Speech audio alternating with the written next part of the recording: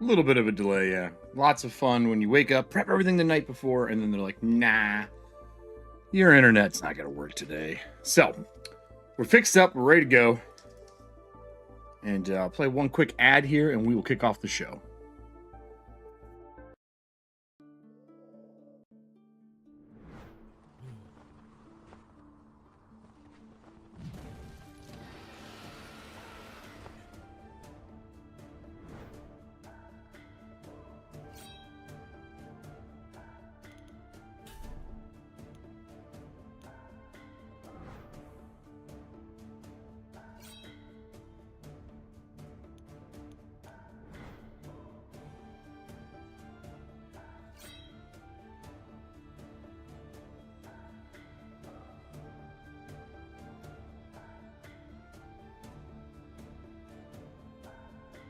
I will talk over this for a minute. Alchemy just put me into beta for testing their new system builder feature.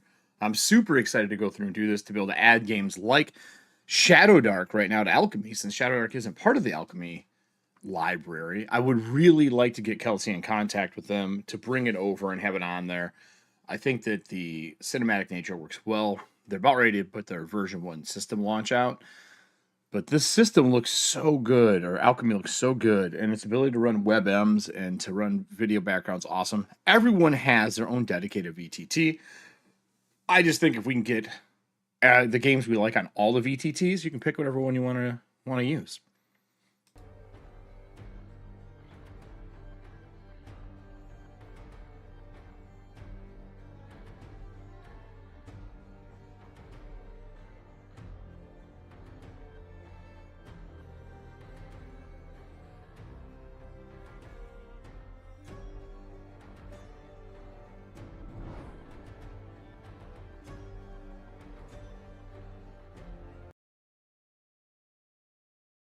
Well, it's that time, everybody. Let's get into some reviews and breakdowns and talk about the competition and all that kind of stuff. For those who are new to this show, you guys are part of one of my kind of reviews and more educational pieces. I do a little bit of everything on this channel, and today is no different than that. I want to talk about the actual game jam itself a little bit before we dive into stuff. Get everyone's opinions, if they liked it, what they would do differently, so we can give Baron and them good feedback. I don't mean that in a negative way, but if we're doing feedback for each other, we should be doing it for them as well. So let's get into day 2, everybody. Oh man, it's been tiring. A tiring week. Anyone know what that this apron's from? Does anyone know?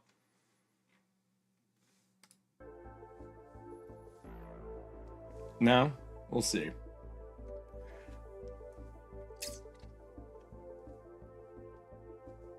Hey everybody, how is it going? We are set up. It is daytime today, which means that my setup is a little brighter than normal. It means you can see all the stuff in the background. Let's see here. I'm gonna grab Discord so I can look at a few things here for everyone. Looks pretty good. All right. What's this say? I've seen it somewhere and I can't place it. Oh, someone will figure it out. How's everybody doing? Game Jam's over. We survived. We made it through it. Yeah, made it through it. Anything? Did anyone watch the Game Jam? I didn't get to. I was working, so I didn't get to watch the Game Jam at all. I just kind of put it in the back of my mind till I was out of work. Did anyone watch it? Did it go well for everyone? I expected 2 of the winners. For sure. Let me get our stuff pulled up over here too. There is 2 of them that I, without a shadow of a doubt, thought would win. Like, there was no question in my mind. It was fun. That's good.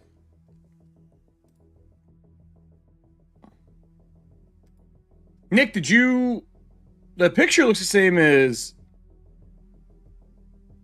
one of the people in the Discord, did you place? Are you one of the people who got to place?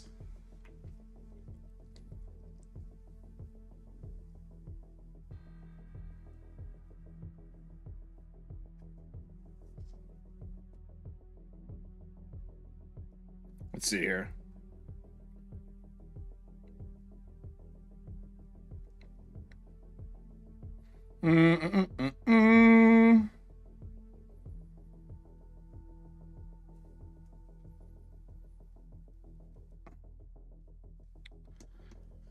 Oh.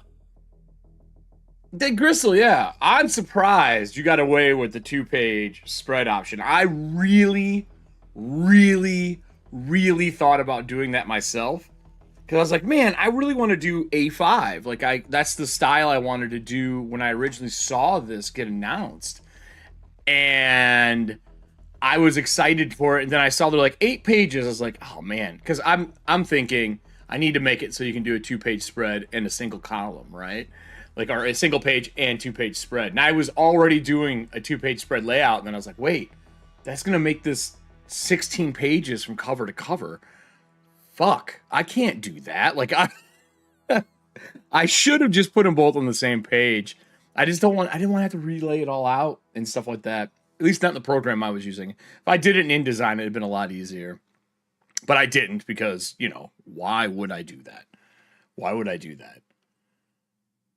Yeah, congrats. I love your cover. Your cover is awesome. It reminds me of, the layout reminds me a little bit of some of the, allergies today. Tales from the Loop.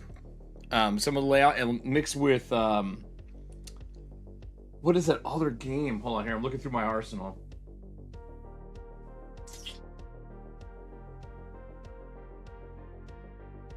I can't think of the other one. There is something I do want to look at for design today too. I forgot. I have another thing I want us to look at. Yeah, but I only read the piece for it, and I didn't think about this A5 being referenced as a spread more than A5 being a size for papers, you know, like your A4 through. Like, I literally have water bottles that are like A4, A5. Yeah, thank you, Morkborg. That's the name I was trying to think of for some of the designs. It's pretty. I didn't get to play it or anything like that yet. I read through a little bit. Are you going to do prints for that in the future? Because I do want to talk printing a little bit with people today, too.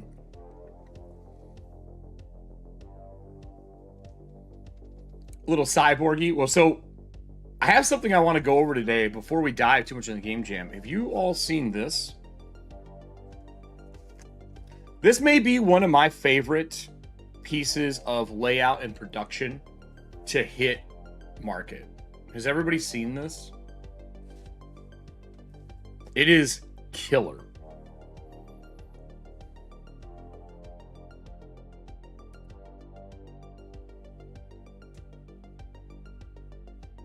Where is Cyborgy vibe? Yeah, I like Cyborg. I did a lot of playtesting for them. Yep. Yeah, Adam's like, yeah, I know what that is. I know what that is. So let me get our web browser up here. That's what I was gonna do, and I got lost in the sauce of talking to you guys. Let's grab.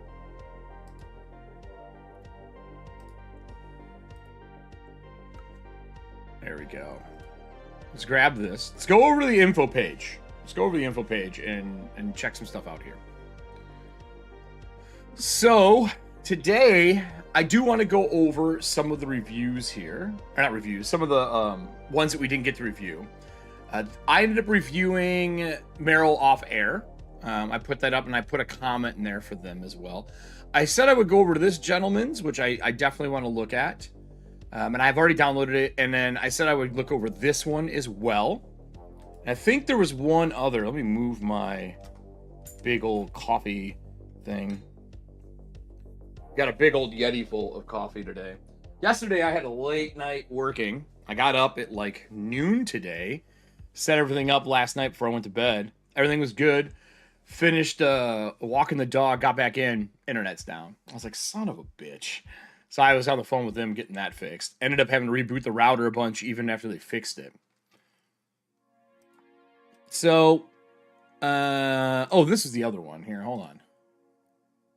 I downloaded it already, but there's this one as well. I wish we could still vote. I wish there was like an off-air vote for people. Oh, you got 17. Awesome, man. That's really good. Let me get my warmer here. Move some stuff around. Yeah, I think this, along with a lot of the MCG stuff, Monaco Games, for those who don't know what that is, and then I have some other things I really love for layout. And to me, layout depends on what information you're trying to give. This one is a master class in like packaging, like really, really good. Yeah, so like I saw this game jam as a chance for me to challenge myself to do something using Canva to do layout, which you know what, surprisingly went better than I thought it would. I'm gonna move my audio over out of there into here. I just found that it did most of the stuff that I wanted it to do. Like, it was surprisingly decent. This music's too calm.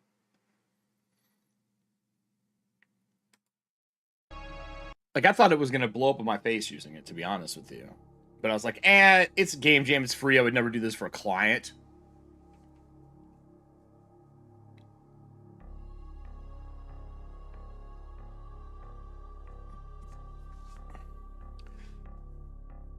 So, anyway, I said I would go over a couple of these. I didn't place as high as I wanted.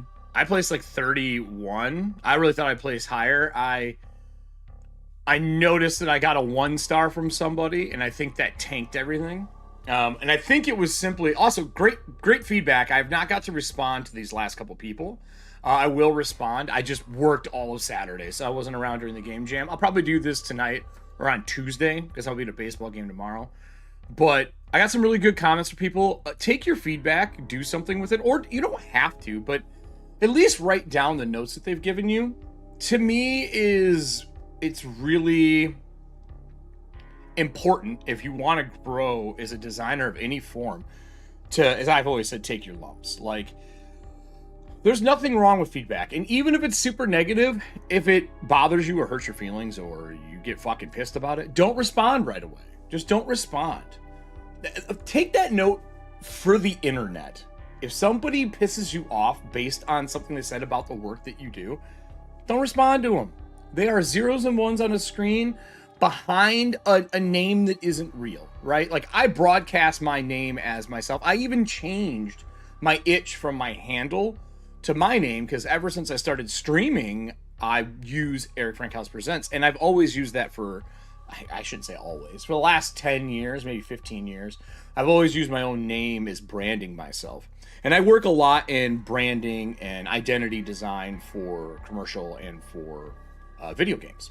That's just something I've done for a long time. I get brought in to consult and do project management, or I get brought in to like overhaul someone's stream layouts. I've done a lot of OBS work here on the show, and you just take your lumps because it's going to make you better. So there was some really good feedback in here. I did want to answer some of these live. I will type them up as well. A lot of people were saying it felt too cramped in mine, and I wanted to put the Lancer and the Fleaborn in for sure. I saw the Lancer as the back cover, and I really wanted it to be like the action figure stuck. I remember magazines that way. I think I spoke about that on the last show. And I wanted to do that and have it in. There was some questions about time in here and not being able to complete everything. And the thing is I don't want the players to complete everything the first time. As a GM, when I run stuff, I don't like running pre-written adventures. I'll say that outright. That's just not my jam. I think they are great, and they should be there for everybody. But I don't think that... I like replayability, because there's a lot of people who rerun stuff, and there's rooms that get skipped in a dungeon, there's rooms that get skipped in things. And I really wanted people to play my adventure and not hit all of the stuff in the 24 hours, because mine's a timed event of 24 hours. And he was worried about the movement saying that if it takes you 2 hours of hex, you're not going to get through everything and you won't be able to rest. Again, I don't want you to rest. I want you to have to make those choices of, are we saving these people or are we not in 24 hours? So I think I need a little bit more of a description on why I put that stuff in there. And then as for the hex page, like why I didn't put this on the same page, in the cover of all of your, let me grab one here. So in the cover of all of your Cursed Scrolls is the map. And I'll add the map in as a printable by itself, but I didn't want anything else in there to influence my score, like extra pieces. Like I didn't want the map in there. I didn't want to put anything extra. So I just left it as is, but it's here, and then the tables are there. And I was going to do a 2-page layout, so that's why I actually did that way. I left a page with all the information on it, so if that person wanted to print that page of the zine and have it separate for themselves, they could. But I do think I'll clarify some stuff for people. I want the GM to know, and if he's reading it or they're reading it, and they didn't realize that I was challenging the players to make choices, I definitely need to put a note in there saying you won't finish all this. So this is good feedback. I'll always take this stuff. And some people are going to love what you do, and other people are not going to fucking love what you do. So I had fun with it. I did review theirs, Marrow. I really loved this one. If you didn't check it out, it uses an old, like, World War II battleship, a living battleship. Really fun piece. Really fun piece.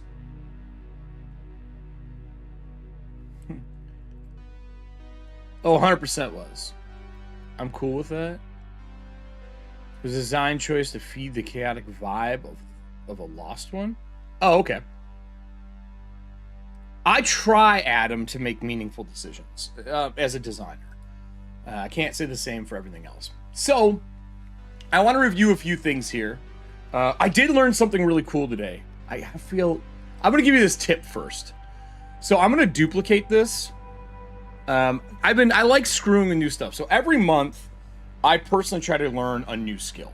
And at the end of that month, or a new program or whatever. And if at the end of that month, I don't like it, I take my notes from it and I keep it.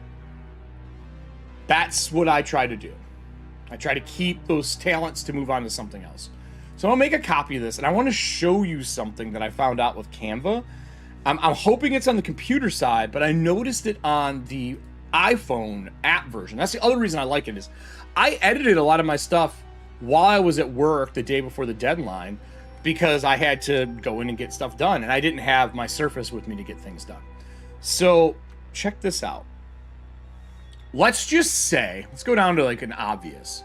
Let's just click this orange, right? So this orange, let's say here. Let's say I don't like this color, right? And I'm like, man, this is not going to be the orange I want. There is a way on the iPhone that I'm hoping is on here where you can click this. Yeah, there it is. So I click black. Watch this. So I changed all the oranges that are like that to black. You see where this is going? See where this is going? So I could go through and hot swap all of these colors and quickly make my black and white and just delete the background out. And then I can make these like a black edged and white instead. So I can just quickly hot swap all the assets that are in here in Canva, which if I think about this and put it in my production pipeline, I would be able to make a black and white out of a color really easy with some color changes. And the way I built the background, I also, people who included these sheets showing all their stuff, super cool, man. I wish I would have had space to do that. I would have loved to do a breakdown of the covers. But my background is a lot of layers. And normally I would build this in Photoshop and merge it all down, save it out to save file size. And I didn't do that for this. But I like varied... This music's really loud.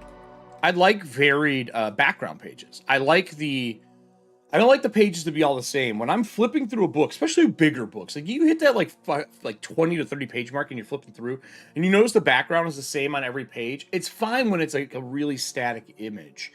But if there's any movement to it, like wrinkled pages, I feel like you have to change it up from here and there and add different splatters over it, add different crackle effects to make it feel alive. Otherwise, that repetition when you flip, and I learned this setting tiles for flooring.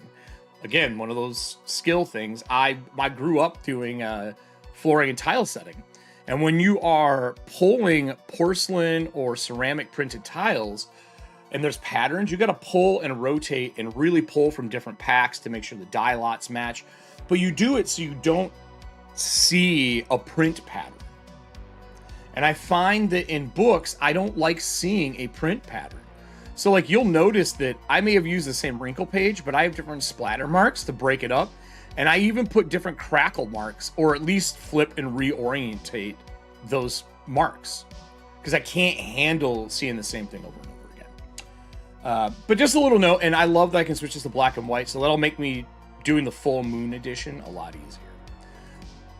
So let's start this way. Is there somebody who's in chat that wanted to do a breakdown of theirs, that they want me to go over them? I can start with, I'm going to start with one I said I will do. I'm going to do with this one that was in 17th place. Let me get it pulled up. And then I'm going to pull the other ones up and kind of make a marker of stuff. And I had some direct messages, like the curator asked me to look over theirs. That gentleman was active as hell in the chats, and he reviewed so many people's stuff that I feel like we should do the service of reviewing theirs. And then I'm going to go over Abrush, the gentleman who gave me the really good critique. I'm going to do his, and then I'd like to pick like maybe one or two more depending on time. We have family in town, so I'm going to try to cook through these a little bit quicker now that I know my pacing and how to do this. I'm not going to go through any of the winners. They won. I'm not going to pick apart their stuff today on stream.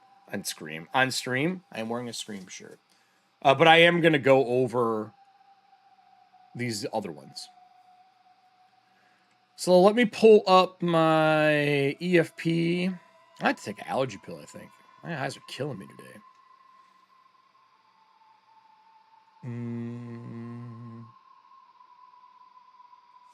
Yeah, you put in good work. I really like the maps, the blown out map parts. I gave him, he joined my Discord. I showed him the old Star Wars books that did the cutaway for like the ships and stuff. And I think those are a really good reference for people to look at. But I want you to rip apart my module. Nick, look. I'll tell you what, if you're in chat, you count. I'll break the rule if you placed. If you placed, I will happily do it. That's different. If you're willing to show up to the show, I'll break rules for you. You know what I'm saying? I ain't that way. I'm a very different streamer when it comes to stuff. First off, I do the show to entertain people. I wear a lot of different faces when I'm doing this stuff. And like when people get mad and they have shitty stuff to hit and say in chat, I just tell them there's an X in the corner. You can close out. You don't have to watch the show. I didn't ask you to be here if you don't want to be here. So if people are willing to show up and enjoy the show, I will 100% break rules to put your stuff on and go through it. As long as, you know, as long as time permits. All right, so I'm in this. I need my Gamejam folder. I downloaded a lot, by the way, of the Gamejam stuff. I wish I could easily show you this folder in the setup, but I can't. Let me find... I thought I put it under EFP. Did I not? Where is it at? Did I just put it under here instead? I might just put it here. Is it here? I bet you it is. Games. Put in Gamejam.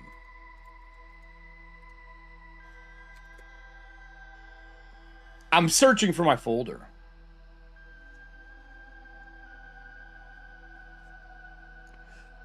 I mean, I like to look at it because everyone has a different opinion on stuff. And also, critiquing stuff doesn't always have to be constructive criticism. It can just be a constructive critique, like the good stuff that's there that people can learn from. What's up, Ryan? I was really excited to see that Memnon placed. I'm a big fan of that layout. Got some mothershipy vibes there, very pulpy. I was super happy to see that one. Yeah. I didn't, like I said last show, I didn't realize we were the ones that had to do it. You know what I'm saying? Like, I didn't know. I've never done a game jam before, and that wasn't explained in those rules, other than like this was the voting process. And I was like, oh, this is how people vote. I didn't know there was going to be an open voting section and we were the ones doing it until I started digging into the submissions and stuff.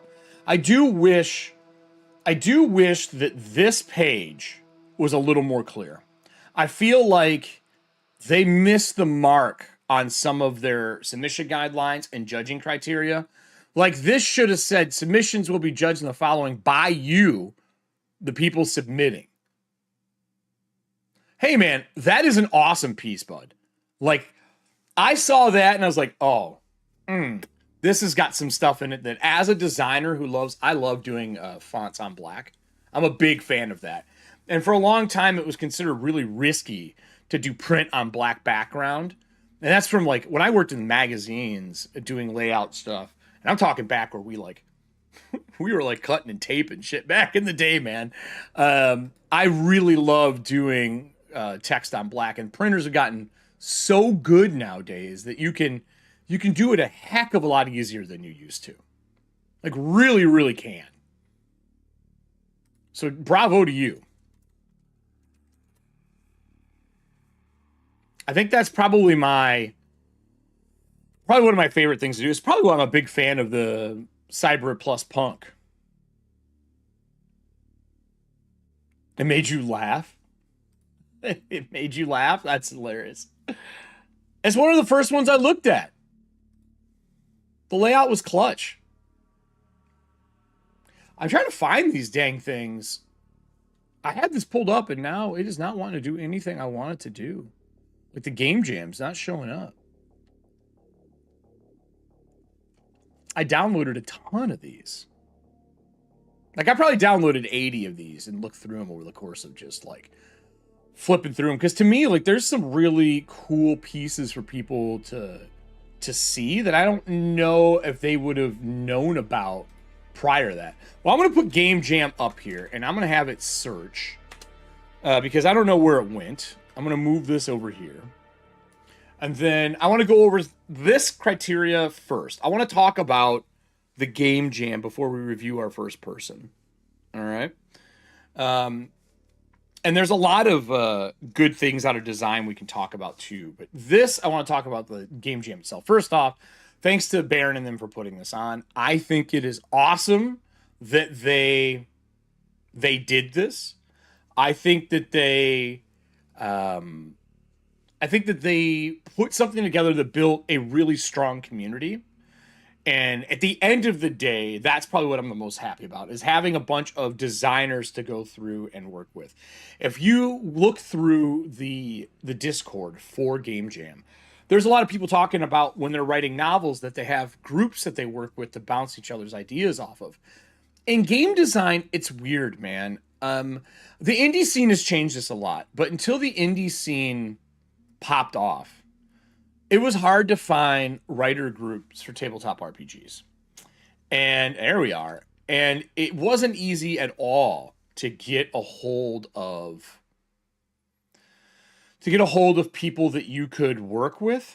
And then when 3.0, 3.5 came out and OGL opened up, we really started to see a change in more writers. And that's really when I think we started getting recognized writers again, especially during the Pathfinder era. And I wanted to see that happen somewhere within Shadowdark. And it is so cool that this is the thing that made it happen. So that's the first one. 2, I didn't watch the Gamejam. I didn't watch the final thing for the Develop Africa because I was at work. But I had a lot of feedback and a lot of PMs that came into me from people who watched it. So this is still secondhand. But I do wish that this time frame would have just been the full month. Right? Like, I wish we would have got 30 days to do this. Because a lot of people work. I think that would have been great.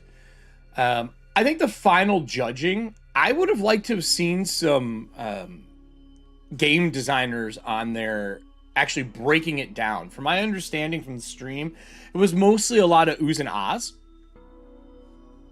And I would have liked to have seen more than that. Like, I would have liked to have seen people breaking down what made it work well.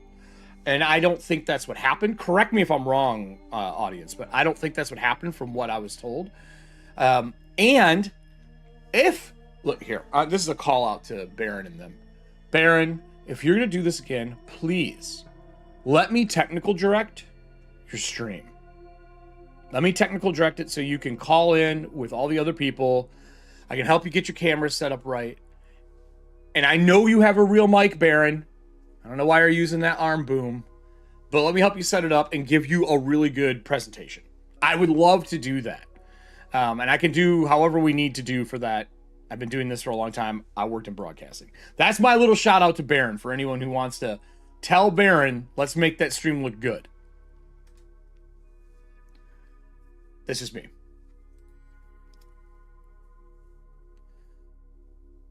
Right. Yeah, I noticed. I saw a clip from the person from is it Dragons Diversity? I can't remember the name of it is. I know their name, and now it's eluding me. The lady with glasses. She's really funny. I noticed that they seem to have read one of them really well from the stuff that came out. But I would have loved to have seen more from the judges on a breakdown. And I say that because in this, under these submission guidelines, while it says 8 pages or less using the A4 paper size, I don't know where people are finding this A5 stuff. Dragons of Discourse. Thank you, Nick. Thank you. I was going to say Dragons of Diversity, but that's the guy who's really a jackass about a lot of stuff. And I knew that wasn't the right one. I had to deal with them when I was working at Cobalt Press.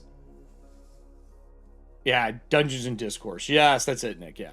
Dragons and Diversity is the one that's a pain in the butt. But anyway, I wish this would have said A5 and 2-page spread because you had a lot of brand new people trying to show off their talents. And I think if they would have got to realize that they could do 2-page spreads like some other people did when we were doing reviews, but stay within the confines of the 8 pages, I think that could have done a lot for the newer people and let them feel a little less disheartened, because I know a lot of people came feeling disheartened when they saw all these people who had submitted 2-page spreads. Not the people who did it's fault, but it should have been announced better in here. Just a little more clear. Like, we're a gaming group that makes tabletop RPGs. This needs to be as clear as possible. Right? Needs to be as clear as possible. So, designer's notes, all the work of Weird Tales and all that stuff, that was cool. The inspiration, usability, and vibes, this is a weird category that I think needed a little more explanation from people. And I would have killed for Baron to shoot an explanation video and then put a link like right below the judging criteria. And then this should have said that we were judging. That's what I would have liked to have seen. That we were judging it, and they were going to judge from what made it.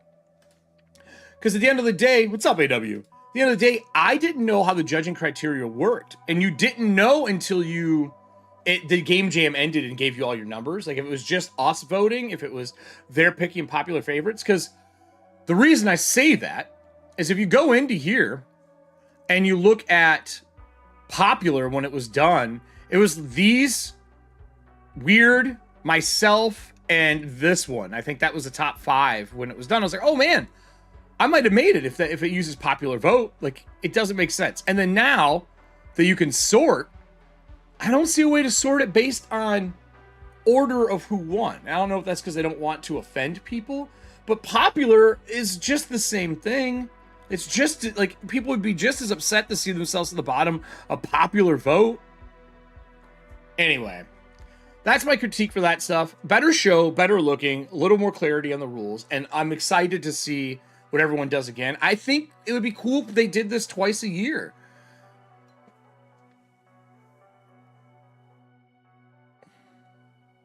Click the results tab.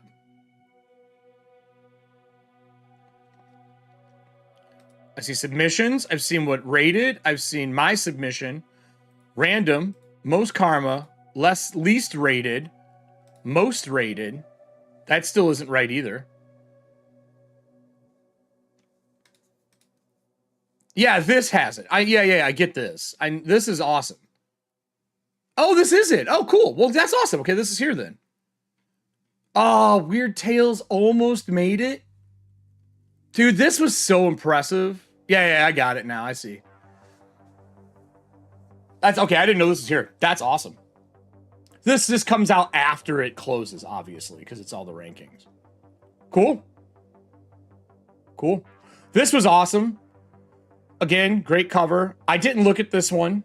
I'll be honest, to me, the cover is something that reminds me of being in art school and feel like I have to read a book about some watercolor paintings. So my brain did not see this as something to read. I did look at this one on my own, which is here in chat. I have not looked at the Mad Goddess. We reviewed this one live. I do love this retro cover. And then this is one of the ones that I want to go over today because they went over mine. So I'm going to pull that up now, and that's where we're going to start, I think. All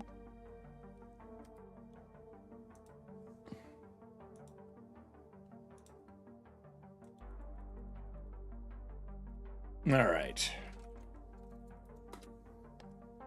I might just re-download this one because it is being a pain. I wish I could vote again, but I still will leave comments. I will still leave a video thing. Same rule. If I feel like it's a 5-star, I'll purchase it. If I go over somebody's. It was well written. Yeah, but the cover. So I downloaded based on covers my first pass through, which I mean, let's be real. For those of us who are game designers or graphic designers, the covers would hook you in. It's the reason I went with an imageless cover and a texture and text instead, because I wanted it to stand out amongst everyone I knew that was going to be doing pulp looking covers. So I was like, well, this is an easy workaround for that. And I wanted to use the pictures of my dog's fur that I made and use the texture. All right, so oh, you did too. Look at you, buddy. You uploaded your other one, huh? We're gonna look at the original. Actually, no, I'll ask. Would you rather have me look at the one you uploaded 20 hours ago? Which would you rather have me use?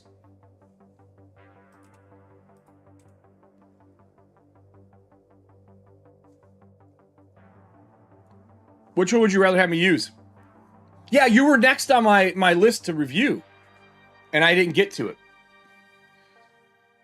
And I said I would do it on stream, so I did somebody else's instead. And then I'll come back to this.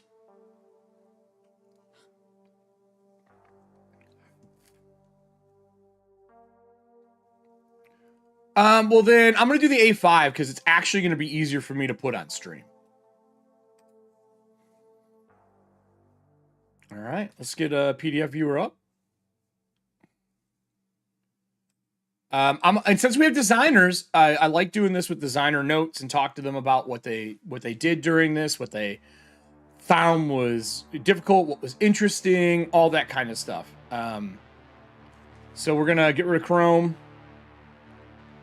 I'm going to bring up the PDF viewer. I'm going to slide this over. And I'm going to go through. There's a few things I didn't hit on during the mainstream on some people's stuff that are constructive criticism pieces that I think are important. Oh, we did mention one of them, which is hyperlinks. I did hyperlink my stuff. For anyone who looked over mine, I hyperlinked it, and I have a lot more that I'll hyperlink in the full moon version. You got bookmarks, which is a great start. What I'm going to do for all the processes to make this simpler is I'm going to scroll through the whole thing first and look at it. Obviously, this is 16 pages because this is a single one instead of the 2-page spread, right? It'll be easier for me to look at while we're doing this, and I can put it in 2-page spread if we need it. But this is an 8-page one in the original submission. I enjoy the cover. I love the red on black. Hyperlink drink, for those who don't know, that is part of it. Anytime I mention hyperlinks, you take a drink of your substance that you have. During the nighttime, it's alcohol. But hey, we're before a holiday in the U.S. Maybe you're drinking a day as well.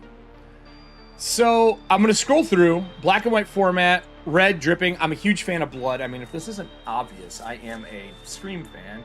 Actually, just horror movie fan. Not even Scream. Horror movies. Friday the 13th would probably be my favorite of the franchises. I mean, there's a mask on the wall. You can see back over here in the corner. Actually, no, you can't see it here. There's a Savini mask, like the Savini mask for COVID. Right? So I'm definitely into that. I just finished my drinks. I'm going to grab another. So I love the black and white and red, really clean style. I know, so this is what I'm looking through the big headings for. We got the bads, some creatures, a section,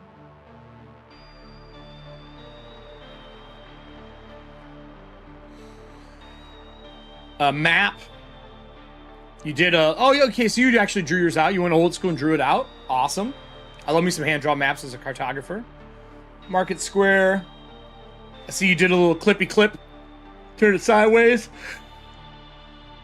That is a choice, by the way, which we will get into, but let me put my highlighter on. This is a choice.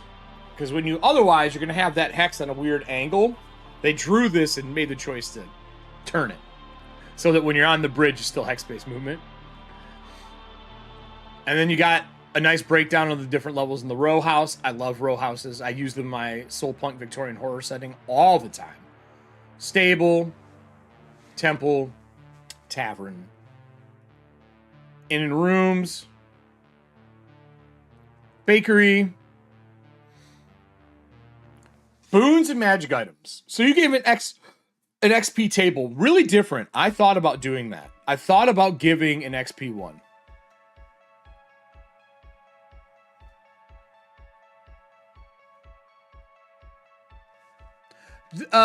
Yeah, there is a lot of really wordy Pathfinder 3.5 5e edition writing. And when you're writing for Shadowdark and Mork Borg, it's about concise verbiage that makes people feel what you're trying to emote to them for that scene. I try to keep them like that's why I put all mine on one page. That's literally why I did it all on one page. And this is what I was looking for, what you had for your pictures. So thank you for putting these in. Thank you for putting the images. I also think that they should have told people to put the images in.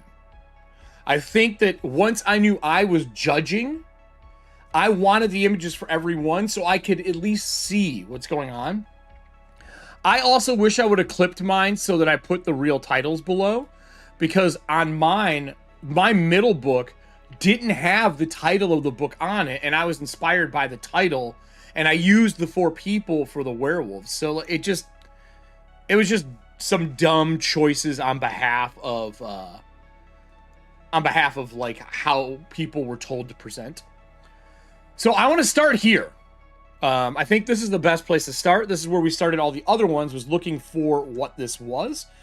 So let me, hold on. I said I would still comment and do everything. I'm going to use yours as game 5. Let me switch us over to this.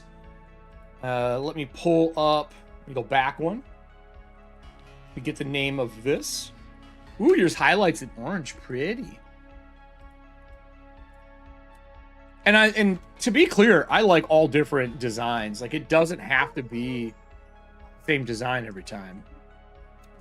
My doorbell just rang.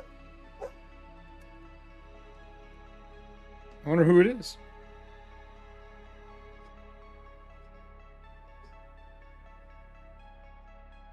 No. That's not happening.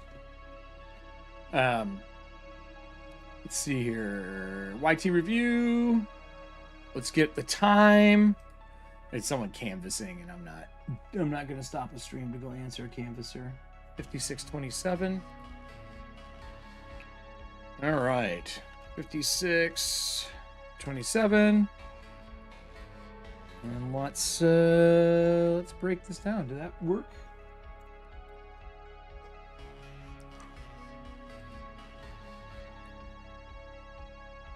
All right. Let's see here. 5647. And then I need the link to the show. Done. Done. All right. So we got that put in. We got our timer here for it. We got our inspiration. I do need to put our brain dump here because I forgot to do that last time. There we go. And then let me get rid of this and pull us back up. Let's do our breakdown, everybody. All right. So since we have the creator in the chat, as I go through, I may ask some questions of you. Feel free to answer those. Just like always, I can put things on screen as we go. How do you pronounce this is going to be my first question, just because normally we wouldn't get to do this. Is it Kalatura? Kalatura? Hand of Kalatura? Actually, this is something I have been doing recently, is putting pronunciations for all of my monsters and creatures. So people know what the fuck I'm wanting them to read. Did you put that in here somewhere? If you did, that would be awesome.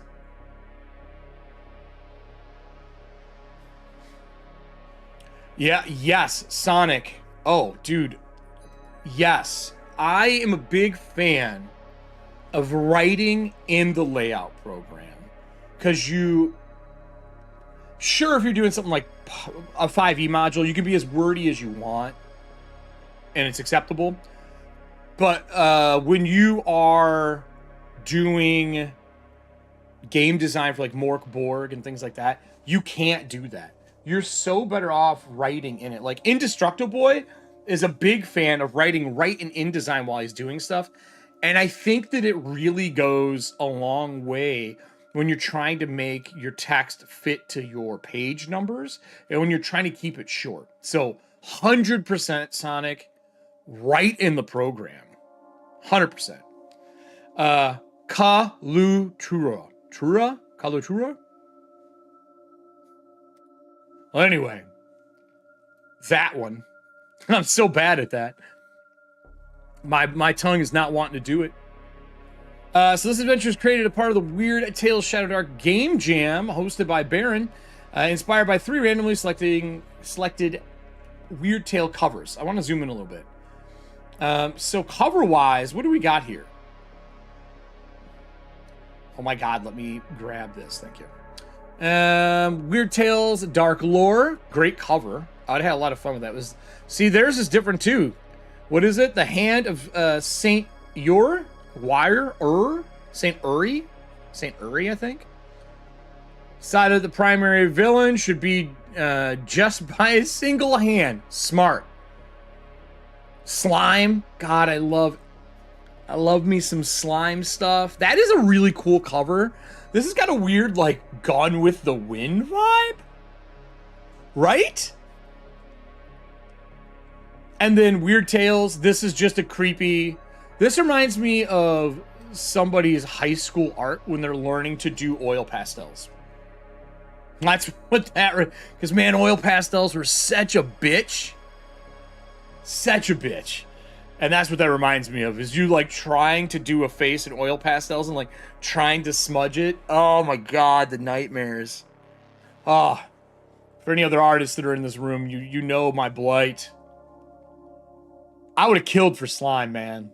I'd have killed for that. I got 2 dog-based things. Like, I had to make the most of fleas and werewolves, and I was like, that's it. I'm adding tapeworms. From slime came the thought to have undead animated by thick blood rather than just being skeletons and zombies. I love that style. I love things in slime. I think that's why so many of us are, I don't want to say infatuated, but in love with like gelatinous cubes and stuff like that, because it's the stuff floating in it. And then images of the Dark Lore made me think of Roman Emperor, so I decided that Kalaturo's backstory was that she was once a mighty empress, although that was largely cut from the description to fit the page count. We feel you, man. We feel you on that. We feel you on that. Are you going to go back and make a larger version? Are you going to make a larger version of this? Oh, you did the same thing that I'm going to be doing. I wanted to add a cheat sheet to cut things out. Like, so my favorite piece I ever got to work on, I don't know if I have it up here. Do I have it up here? Hold on a second. I do. Let's see if I can get it out of here. So I had the pleasure of working on an old Pathfinder 1 module, and I was on a creative team for this, but Razor Coast, this is what taught me that you should make charts like this for people to check and do stuff. This is a open sandbox game. I think we got if I remember correctly, we got Annies for something out of this, but it was an open sandbox game that lets you play wherever you want, and there's different sides of the field and stuff like that you could join, like different people you could join. I don't want to ruin it, but we had full checklists for this game. So thank you for putting that in here. That is one of my biggest design things I love, and I think it's a really good way to convey the GM's thoughts on how to run the game when you have something like this in it. I love this kind of stuff in it. So we're going to go back to the top. We'll get to that at the end. So let's go from cover down, knowing the inspirations. Oh yeah, let me bullet point the inspirations again. The inspirations were primary villain should just be a single hand, slime with body parts in them animated by thick blood, and then we got like a Roman Empress style. So the cover, I love the cover. It's really scratchy. I would have loved to have seen this done in Scratchboard. Time does not permit. If anyone knows what Scratchboard is, it's a white board usually covered in almost like a black crayon. It's not crayon, it's a different material. And you scratch it away to make designs. This gives me kind of that feel of the old Scratchboardy looks. Or drawing with a Bic pen in high school, like those crazy drawings that you saw. When you drew this, I have a question. Did you do this as a one, like pen down, draw the whole thing without lifting your pen? Because I used to do those in high school and in college, where you did an entire drawing without lifting your hand. Because this has that vibe. Really cool. The red on it, you can read it well enough. Red on black is usually pretty acceptable in white. This looks good, man. Looks really good. So the adventure overview. Let's see the order that they're doing this. So they're going to give us the adventure overview for this. Latura lives once more, at least a part of her does, specifically her left hand. Got a little bit of The Thing and some Evil Dead vibes, which I'm a big fan of it. Hey, dude, have you seen, what the heck is the name of it? Oh, there's another really good sci-fi one. Do I have it over here still? I interviewed Brian. He does that. If you go back, you can look at my interview in Corpse Talk with Brian. And he did Vastgrim. And Vastgrim is all old photos that he does paintovers. Super fun. And honestly, I think it's a great look. Mork Borg does the same thing. When I interviewed the gentleman from Mork Borg, he's like, yeah, man, this is all medieval art that I draw over top of. Nothing wrong with that, man. It's like inspirational. I don't know. It's like giving love back to something that's been dead for a long time. Super cool. So at least what Parver does, left hand once more, and intends to conquer the world. Good luck. You're only a fucking hand. Single event. This adventure is designed to be played out as a continuous hunt. I do love that. Did you put the hunt rules into effect for this? Where you get XP for killing monsters? Just curious. I don't think I saw anything for that, but that would be kind of cool. Like if they were worth experience. Try to defeat Latura as her hand occupies new bodies to fight against them. Great concept, dude. This gives so much fun to it. And it gives flavor to the idea of how to make a big bad not just die. Like, imagine that they killed a guy and they don't realize it's the hand detaches and runs through somewhere in the room, and guess what? Now you gotta fucking deal with this. Right? Like, that's just awesome. That's just cool. Good call. The Blood Mist. Veneri is cloaked in a reddish mist. It at first appears harmless, but everyone 30 minutes in Veneri, it deals 1 con damage. So you're doing some con damage. Anyone killed in the blood mist has a 50% chance to become a blood thrall, which I'm assuming that's going to be those thick blood pudding creatures. That's my guess. When they first take the con damage, the PCs notice the mist beating like blood on their skin and becoming aware of the threat. I also think when you're doing Shadowdark stuff that the adventure overview section is where you get a little wordy on purpose to break stuff down for people so that the GM can put themselves in your headspace at least enough that they can create their own adventure. Loot, boon, and bystanders. Most of the townfolk are locked inside, hoping to survive. Loot is not listed. Robbing the townsfolk does not grant XP. Smart for pointing that out. You don't get to have your little robbing goblins here screwing you over. Nothing's worse than that, where they're just like, I'm going to rob everyone and get the gold. No. I haven't had many people in Shadowdark do that yet. Where they're like, oh, gold is XP? I'm going to rob everybody that I see. Because they know that I will catch them and I will murder the shit out of their character. It's just not a... That is a scam, sir. That is not a long-term game.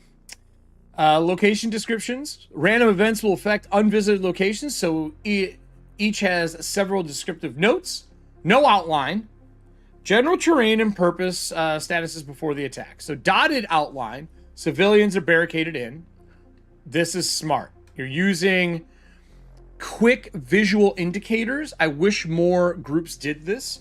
And I wish more high-end publishers did this as well. When Pathfinder was putting out their 2nd edition playtest, in their first playtest doc, they marked treasures and things like that with little icons. So when you're quick scanning, you could see where everything was, and then they took it out afterwards. Because, let's be honest, those are hand-placed assets. They don't place at the start of a section of an adventure. You got to go through and do it manually. And Pathfinder and stuff, when they have text moving through InDesign and bumping between pages, and it's a pain in the ass to mark that stuff. You'd have to go back through and mark it afterwards. But they don't work in InDesign, so you don't get to do that stuff. They finish in InDesign.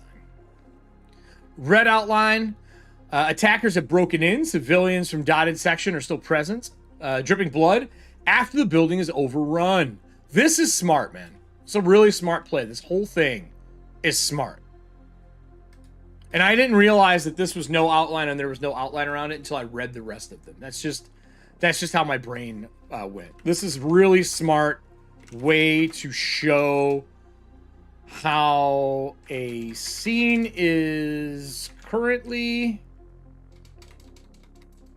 Oh, scene is on arrival.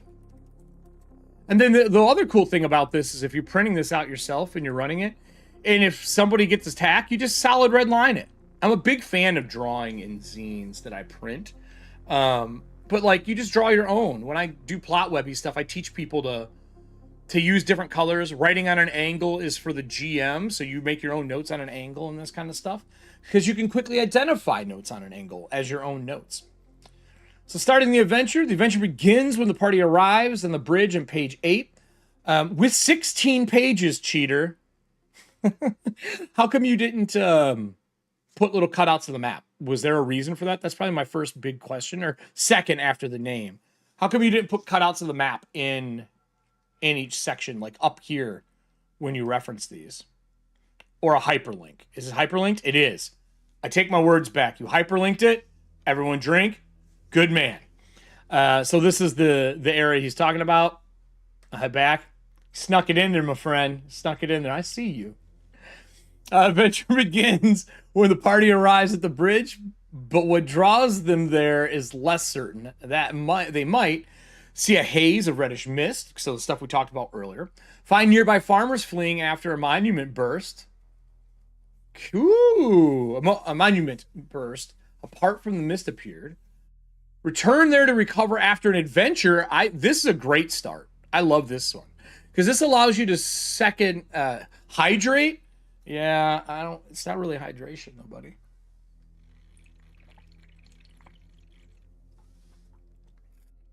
It's not hydration. That's water. This is coffee with some whiskey in it. This is great, though. This gives a way for GMs to put it into a current adventure. Because all you would really have to do is rename the town if you needed to. You know what I mean? Especially if they've been going back to like an unnamed town. Now, this would be, if you put this in, this would be a way to make the town have purpose. Up top here, I didn't notice. Did you put the level?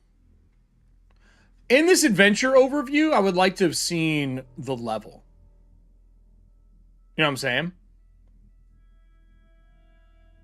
Like if it's level 1 to 3, whatever it would be. I would have loved to have had a level there. Did you put it on the back page? Oh, well, you don't have a back cover page, do you? I guess this would be the back cover page. I'd like to have seen a level, whatever level it was supposed to be there. That would have been great. Did your, hold on here. Let me move this sideways. Did you put it here? Oh, that's not the one. We're doing that one later. Let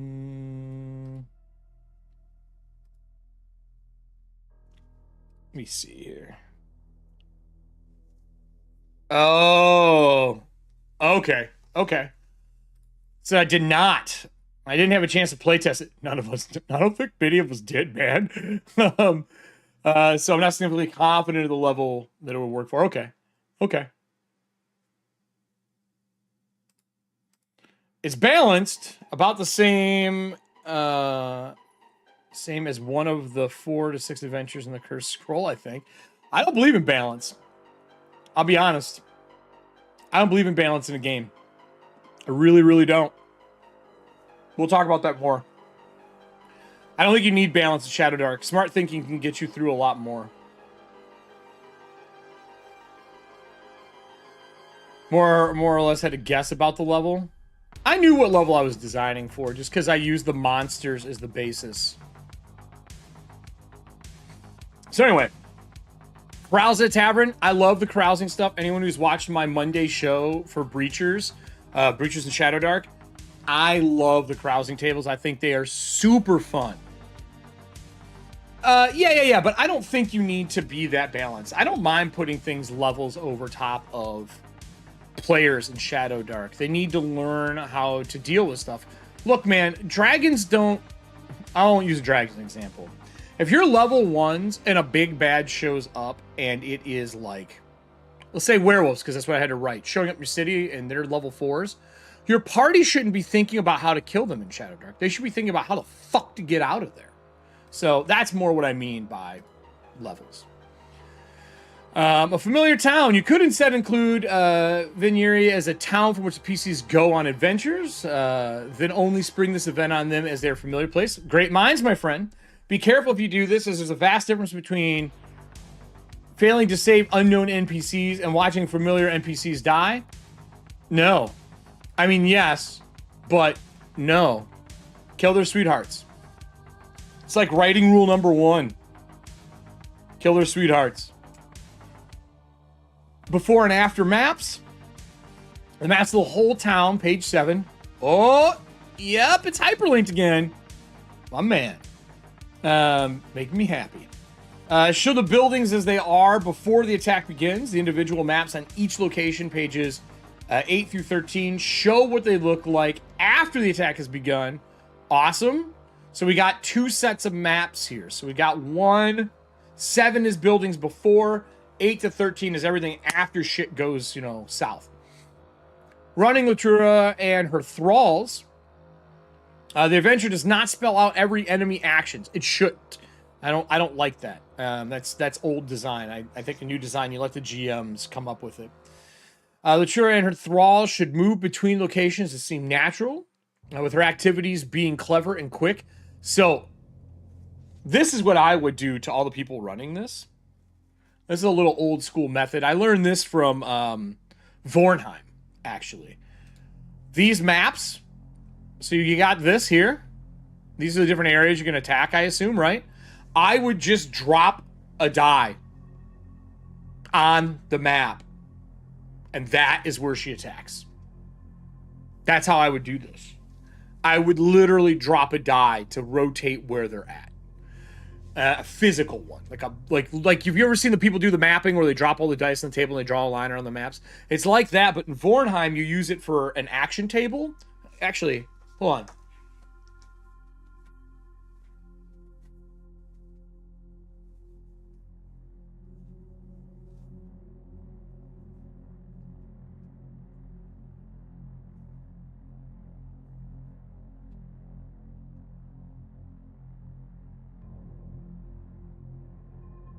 Get in the book.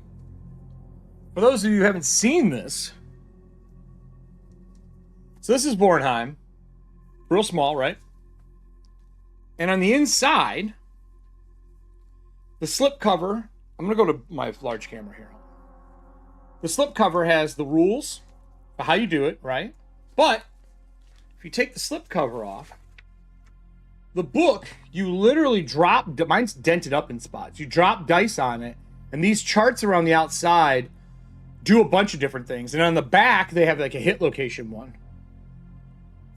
And you drop dice to determine kind of where you're going and where you're traveling. And wherever the D4 points acts like an arrow. There's also a zombie game that came out where inside the lid of a box was the symbol of, a silhouette of a zombie. And you threw your D6s in there like you were throwing craps. And where your D6 landed is where you shot and did damage. So, anyway, for GMs that may run this in the future, I think it'd be a really cool idea to take this map to determine your location and just drop a D4. Because D4s are a natural arrow, at least the pyramid style, and use that to drop and get something really cool when you are running this section of the game here. And you just drop it on here and you get yourself a location and point in the direction and go. And you can even use it to point in new directions and where they would go from there. Super cool. I really like this. That's fun.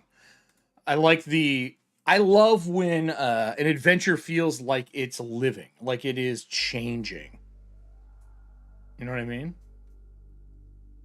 So that's cool. Defeating Latura. Cannot be killed, but if she can be contained once more, the blood mist will fade and the corpse thralls will collapse. I'm imagining corpse thralls like choking people out when she dies and they splatter all over the place. Everyone's covered in it. And then the next adventure is carousing while cleaning the city. The concept of this plan is that the hand can be placed inside of any sealed container strong enough that she can't claw her way free. Ooh. But any clever ideas from the player should be viable. Great. This is a great opening section. You give your monster right away. Okay. Latura. Wounds slowly ooze blood and red puddling across bone-deep gaps.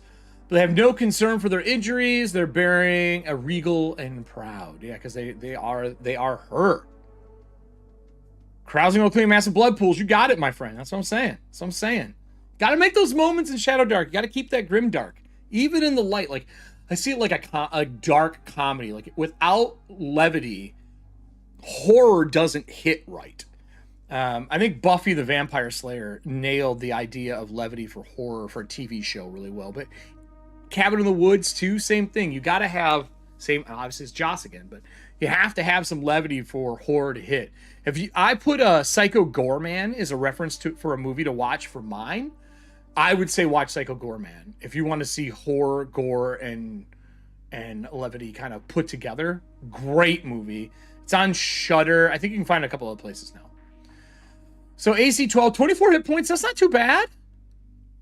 That's pretty easy. It keeps the sawdust industry rolling. Just pouring sawdust on the blood so you can scoop it up. Holy shit, man. 2 points to you. Oh my god. 2 slams, aura spell near. I love stat blocks in Shadowdark. Blood Plague, 50% chance to slain targets become blood thralls. Okay. Just straight up, no save. Just roll 50%, man. 1 to 50, you're a thrall. For those who want to know how percentages work, when something says it's a 50% chance, it means that 1 to 50 is that chance. It's not, 1 to 50, I'm not. Players always try to swing that. 1 to 50% means 1 to 50 is the thing that is going on. Blood flows back, regain 1d6 hit points. Okay, so she's got a little sustainability, right? Devourer Thrall, DC 9, Thrall enclosed dies, immediately full. So she's drawing the blood back in, healing herself up. Great visual. I love when abilities give visuals for a combat or a scene. So super smart. Weaken, DC 13, 1d6 con damage to one target in near. Okay. Quicken, one Thrall within near immediately takes 2 turns in a row. So then she's also a commander. She's throwing her thralls at you, which I think is a smart way to go about doing that. What else do we have here? The hand. Trio's Vessels reduces 0 hit points. The hand immediately detaches and takes a turn. So now you're giving a way for your villain to get away. Smart. And then what made you do red for her? Is it just to indicate anything that is of the blood mist? Is that why this is in red? Did I miss something other than here? After the building's overrun. So you just decided to use this as a little bit of a love for what it is. At least I believe so. Skeletal hand with a silver ring. Brilliant blood bubbling forth. Higher hit points. Higher AC because she's small, I would assume. Barely any normal damage, which is con damage. Okay, cool. That's what I thought. I thought it was just an indicator, like a sign to pull things to the front. I agree. I do that shit all the time. That's why I did little crescent moons. Yep. Yeah, because you would have been wondering what's what. I think it's a smart play. I think I would have done all the thralls and monsters, everything in red. Maybe we'll see that when we get there. This is just me speaking out loud as I'm thinking as a designer. Blood Plague, Devour Thrall, Weaken, Quicken. So she still has all these abilities, so you didn't have to rewrite it. You know what I mean? Blood flows back endlessly, regains 2d6 hit points on her turn. If at 0 HP, cannot act this turn. Fatal effects such as Disintegrate or Petrify just reduce the hand to 0 HP. There is no known way to kill the hand. Yeah, man, Evil Dead. Flee and Overrun. If possible, Latrura will flee to a nearby location, likely through a rat hole, a window, a location. Yep, this is what I said in the beginning. She's going to get away from everybody. Cannot leave. Weakened by water. She needs a phalanx of 18 thralls to carry her from Vinyari. Oh, because is this place surrounded in water?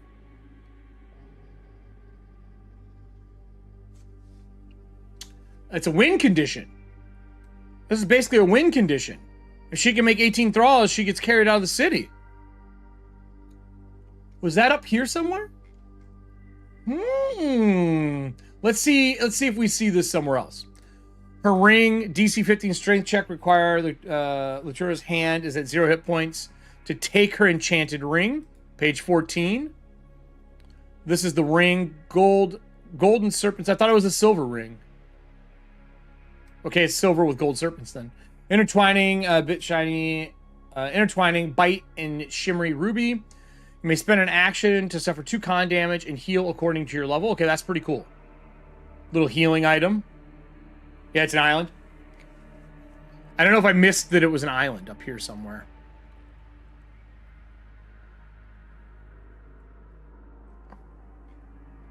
I think maybe maybe we'll see it later on. No, it's silver with gold on it. See, I fixed the problem. That's the I just read it that the serpents are gold. I think gold is better if you're going with the Roman style. Gold was much more prominent from Romans than silver was, at least of nobility. So I do beaten gold or beaten.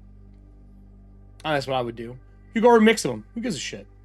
Creatures, blood thaw, ripped open by wounds, blood thick as sludge. So we got some blood thaw gaps. That's pretty cool.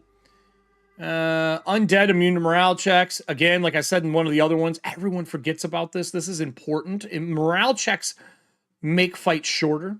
I think it's important to remember that shit. What else do we got here? Blood Plague. Same thing as before. Blood flows back. This is the regain. You're basically giving the same abilities again, which is cool. I like the repetition. Blothrall Rodent. Oh, please tell me these are plague carriers. Yep. Flood flows back. You could have almost taken all these abilities, put them on the page, and then just did the stat blocks one after another, and then just had all of these abilities in one spot on this page. Because I think she had those things as well. Just a thought. I don't know visually how it would turn out. I would have to play with it. But I see you did it again here, which is nice. So you got a steed in this. So basically higher hit points, lower AC, higher AC. Civilian, innocent, helpless victim, terrified. Any dangerous situation, such as blood thralls charging or an ambush starting, civilians will scream and panic, fleeing in random direction. Later in the round, PCs can rally them with a DC 12 charisma check, in which case they won't flee for at least another round. So you can keep them around. To keep them around. Vinyari here. Here's that island area. I'd have bolded that. I might have all capped that, to be honest. I think it's important for people to understand it's a fucking island. Because I don't think the maps looked like it was an island, did it? Yeah, I guess it does. It is an island. That's the market square. So she's stuck in the market square? Okay. Well, we'll get into it, I'm sure. But I think I'd have bolded that just to call it out. Laturo's return. Market for the local farms once a week. Shrine in the square predates any records. Temple serves all gods as needed, hosting many celebrations. Tavern and inn can handle the crowd on market days. Local houses take in the excess on holidays. This is true. In Michigan. I'm in Milwaukee now, but in Michigan, out on Lake Erie, there's a place called Kelly's Island. I highly recommend looking it up. I've used it as a game designer for some post-apocalypse stuff. But on the front half of it, there's this huge deck that comes out that parks a bunch of boats. A ferry brings cars across to the island and everything, right? And there's a big oval. It was a horseshoe. I think it's completed now. And it goes bar, restaurant, bar, restaurant, church, bar, and it just repeats. But on the back half of the island are all these McMansions that people can stay in.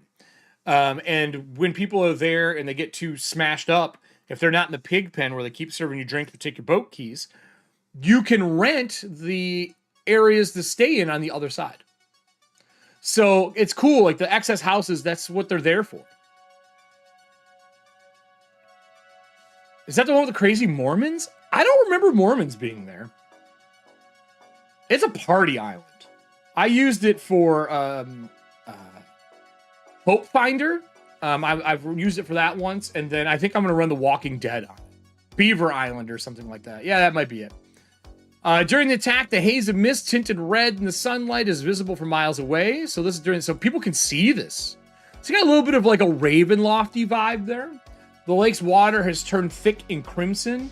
Man, what movie was that? There is a movie where there was blood mist. I can't remember what it was. Maximum danger level. If players stay in a location during a crawling round, roll a new event. D6. 1 to 2, there's event. I do this all the time where I increase the amount of time in dangerous situations.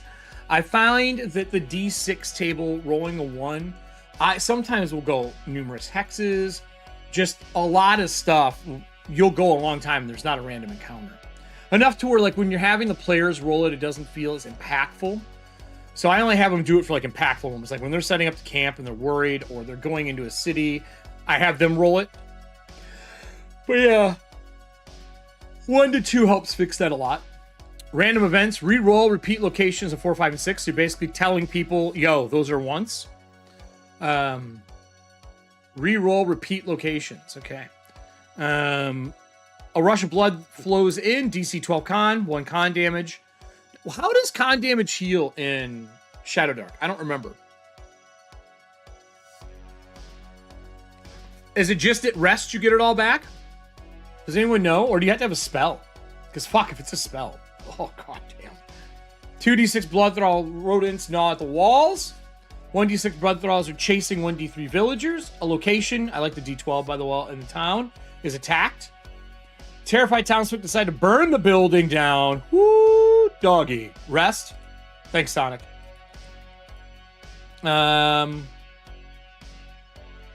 Overrun locations have to start hunting for prey. Their foes are hunting for prey. Attack locations are fully overrun. That's when shit gets real. If no buildings are under attack, a random building is a D12 is immediately overrun. So you went with, I believe these are hand-drawn pencil maps. If these are hand-drawn pencil, I'm fine with them being pencil. My question is, what made you not ink them? Was it time? You don't like to ink? What was your reason? I love that you got this little hand-drawn table. I think this... I know I make, like, I do really high-end, like, perfect maps for stuff. But I really love hand-drawn maps in my adventure. There's something about them. That's Lake Michigan, yeah. Lake Erie is where the other one is. I know who you're talking about. Oh, yeah. That's true. Those are inked. Oh, they're just a lighter gray tone? I guess they're just a little, it's a blurred image, that's why. They are inked, though. Okay, I thought they were pencil. I thought they were just a really dark pencil. It's just a little more gray in the final product. Nothing wrong with it. I'm just curious. You got your little scale measurement instead of having to put hexes or squares in there. I like that. I'm a big fan of the idea that a room is like, in Monte Cook games, just like in Shadowdark, we got our types of like rings of measurement. You're near, far, you're near, close, far. I just say a building is double near. Oh, it's 60. Like, that's all I do now. I'll fuck around. Like, oh, this is near. It's 30 foot. Oh, it's double near wide, near across. For general description, half a near. You know, shit like that. It's a close range. It's like a 5-foot box. That's what I started doing because I don't want to bring a measuring stick out. I just don't. So you got it all labeled out real nice. And so I would print this map here. And then when shit gets attacked, I would just bring dotted lines to do like a dotted outline around it.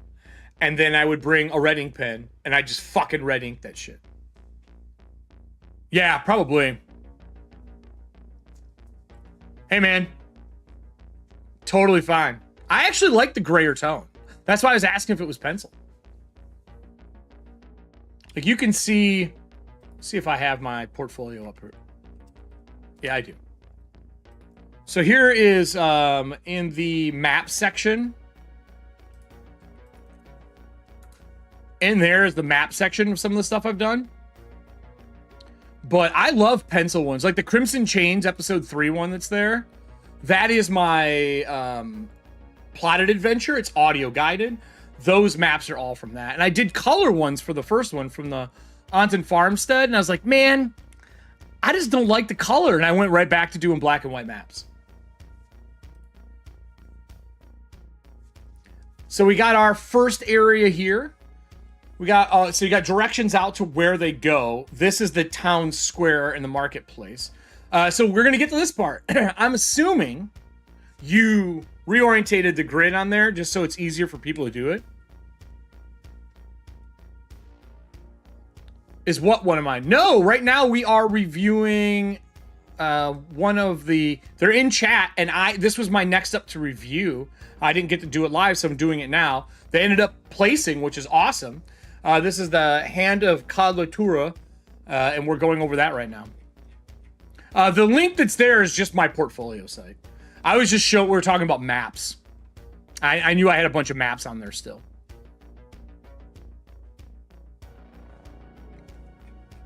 So let's go back here. So I'm assuming you reorientated the grid on purpose. Yeah, this one is, yep, exactly. I was just gonna say, this one is Micah's.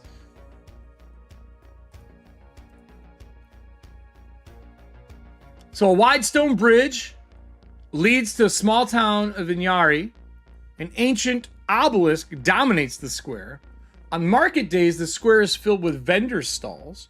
On holy days, tables are set out with food and spaces left clearing for dancing at night. This one, the location's overrun. We got that dotted line. We got the arrow that comes up. The obelisk is shattered. 4 bloodthaws guard the bridge. If slain, replacements crawl from the lake after 1d6 rounds. Latura's vessel and 5 bloodthaws are preparing to raid a house. 2 civilians, Gino and Mattias, are playing dead. Smart. Those people are smart. That's what those people are. So when this shows up, like, are they arriving back from town, right? That was the concept. So they're coming across the bridge and the bridge is guarded. And then we have our row houses, and each one of these row houses has a breakdown really quickly. Again, thank you for just doing names, you know, hey, here's names. Names are the hardest part for people. If you had margins, I would do descriptor tables down each side that are like visual descriptions. So you just roll a d12 on each side and you can get yourself some descriptions for people. Or maybe on this map page, I would bump it down some and have maybe NPC descriptions. Just something. Descriptions and names are the hardest things for GMs. If I've learned anything from running, like my con circuit was between 15 to 20 cons a year for like 10 years for tabletop conventions. And running tabletop games, names and that shit was the hardest. Really was. I love I like that you brought these in so people could have them. That's awesome. You added the grids to here so people could easily count the squares. You know where each one of these goes based on the map that's above. And if I remember correctly, you have these maps printable. So now that the game jam's over, people can print those maps and use them as part of what they're doing. A row house, stable, stalls, and travelers' livestock, hay, overrun location. Bloodthralls, 4 blood thrall steeds kick at the doors. Awesome. 2 youths in this one. You're gonna expand it? Good man. And I like that each one's got a little bit of a different flow for like what happens in them. And I really enjoy this dotted solid line bloodline. This is a smart indicator to show progress of how bad things are at a location. Really cool. Really, you could print this sheet and just mark the box that you're currently in. You know, like if you're like, okay, we're here, and you just mark it with your color marker, whatever you're using. Temple. Great ceiling supported by an array of pillars focuses attention on the open altar. The idol displays varies with the season and with the request of pilgrims. Did you have a time frame that you thought this was in when you were writing it? Is the word pilgrim and stuff like that reminds me of Solomon Kane a lot. 2 shrine keepers, Aurora and Savestro. 5 worshippers close the doors and are holding it shut. 2 bloodthrall steeds are kicking at the doors. These motherfuckers are battering rams. Blood thralls are tracing a red handprint. This is really great. Ooh. So now we're going into a ritual. If this is overrun. Awesome. Awesome. And so how often are we checking? Is it every time we roll a 1 or 2 an event happens? Is that how we're doing this? I just want to make sure. I'm trying to get the timing in my head. So once one's under attack, every round does it escalate? Or do you just roll a event? Players stay in a location during a crawling round, roll for a new event. Whenever players move between locations within reason, not just whenever they cross the line, roll a new random. Okay, so things elevate up through play based on multiple rolls of the same thing. Right. Yep. Yeah, that's why I scrolled back up, just to double check it. I knew it was here. So things escalate randomly, so you don't know what's going to get worse and what's going to fail. And this is a nice game design, like looking at it from running at the table, is all I'm doing is rolling to see if the same location gets hit and shit gets escalated. That's really cool. Hyperlink and designer. Well, for me, I always do it in design, or for me this time I did it in Canva. Because you can hyperlink in Canva as well. So here, I'll show you. And every hyperlink program is very similar, to be honest with you. So like if we go into Choice of Life, and we go to one of my pieces, I do it in here. And you basically just select, I'll just act like I'm doing it. You select it, you hit link, and then I can pick the page that I want. And things like InDesign and stuff like that, you can select even like specific areas of the screen. I don't do it in PDF viewer. I'm going to say this out loud. Adobe has no reason to ever get better because they have no challenger until Affinity got bigger. and Canva bought Affinity, so now they have a real challenge. But Adobe Acrobat is fucking garbage. It crashes all the time. It has updates that are problems. There's flaws in the program, and they know they're there, and they don't fix them. It's just not as good as it could be. They're not leaps and bounding anything anymore for Acrobat. And I really, like, embedding music into it is a great thing that you can do in Acrobat, but it doesn't do it well. It bloats the file so bad because it doesn't have anything that scales it down or pulls from websites if you're online well enough, unless you're going to code it. Anyway, that's a different here nor there. I'm very upset with. It's like the Madden football games. No one else can make an NFL game, and because nobody else can make the NFL game, there's no reason for them to actually get better. So, Tavern. Oh, you got all the little tables and stuff in there too? That's awesome. Lively bar stuff with capacity of the market on holy days. Owners, the wealthiest people. I mean, they should be. Games such as darts, wizards, and thieves. Yes, you brought that in from the book. And wrestling are popular here. Awesome. Do they wrestle out back in a mud pit? Oh, could you imagine if you were running this and you make some of the thralls that come out old wrestlers from the city? They're just these big, thick, like blood-soaked skeleton people. That'd be great. Upturned, four workers, blood thralls, and you just repeatedly give them great information to run each thing. Got some. I hope you got some fun stuff to put in the space here, or are you gonna let the space sing? 8, 9 is the private rooms and Flophouse. I've always loved the word Flophouse. It's one of my favorites. I'm a big fan.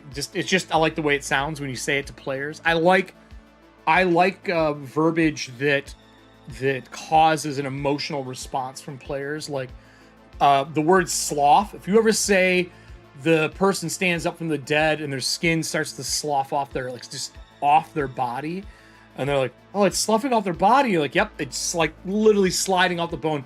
You will always get a reaction. There's some good ones like that. And Flophouse is one of those ones when you say it, people just know. Hey, welcome. Hey, it's live. It'll be here afterwards, Logan. You're always welcome to come back and check it out. Everyone, you can leave comments down below too if you're watching this later or whatnot. I do read all my comments and go through them. We got the bakery next. Thanks for subscribing, bud. We do live shows on Monday and Tuesdays, and we use Stream Loot cards.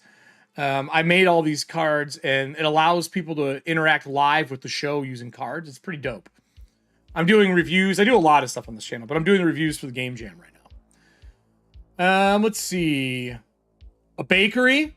Something has got to crawl out of the oven. That's immediately what my brain thinks when I think about being in a bakery.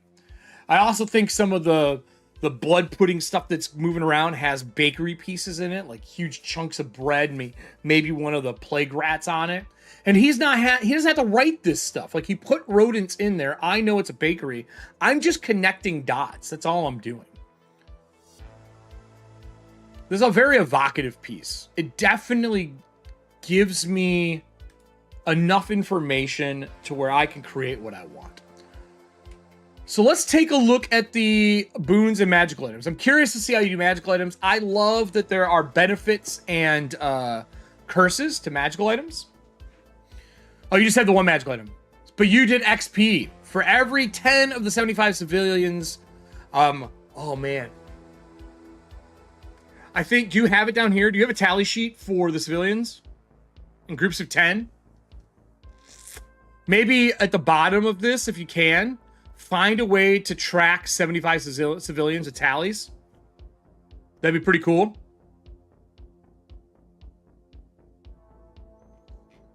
Just so I can track it. Basically the visual reminder to track it would be pretty cool. Or even you could get spicy and you could do it down the side of these things here. Be kind of cool. Like, even if it's on each page, so as you're flipping through, you're like tracking them. Veneri's favor. If at least 35 people survive, the town can rebuild. Heh, well, I will tell you, I'd make sure I burn this bitch to the ground. Local heroes, the players, will gain a +1 on all carousing checks. Smart.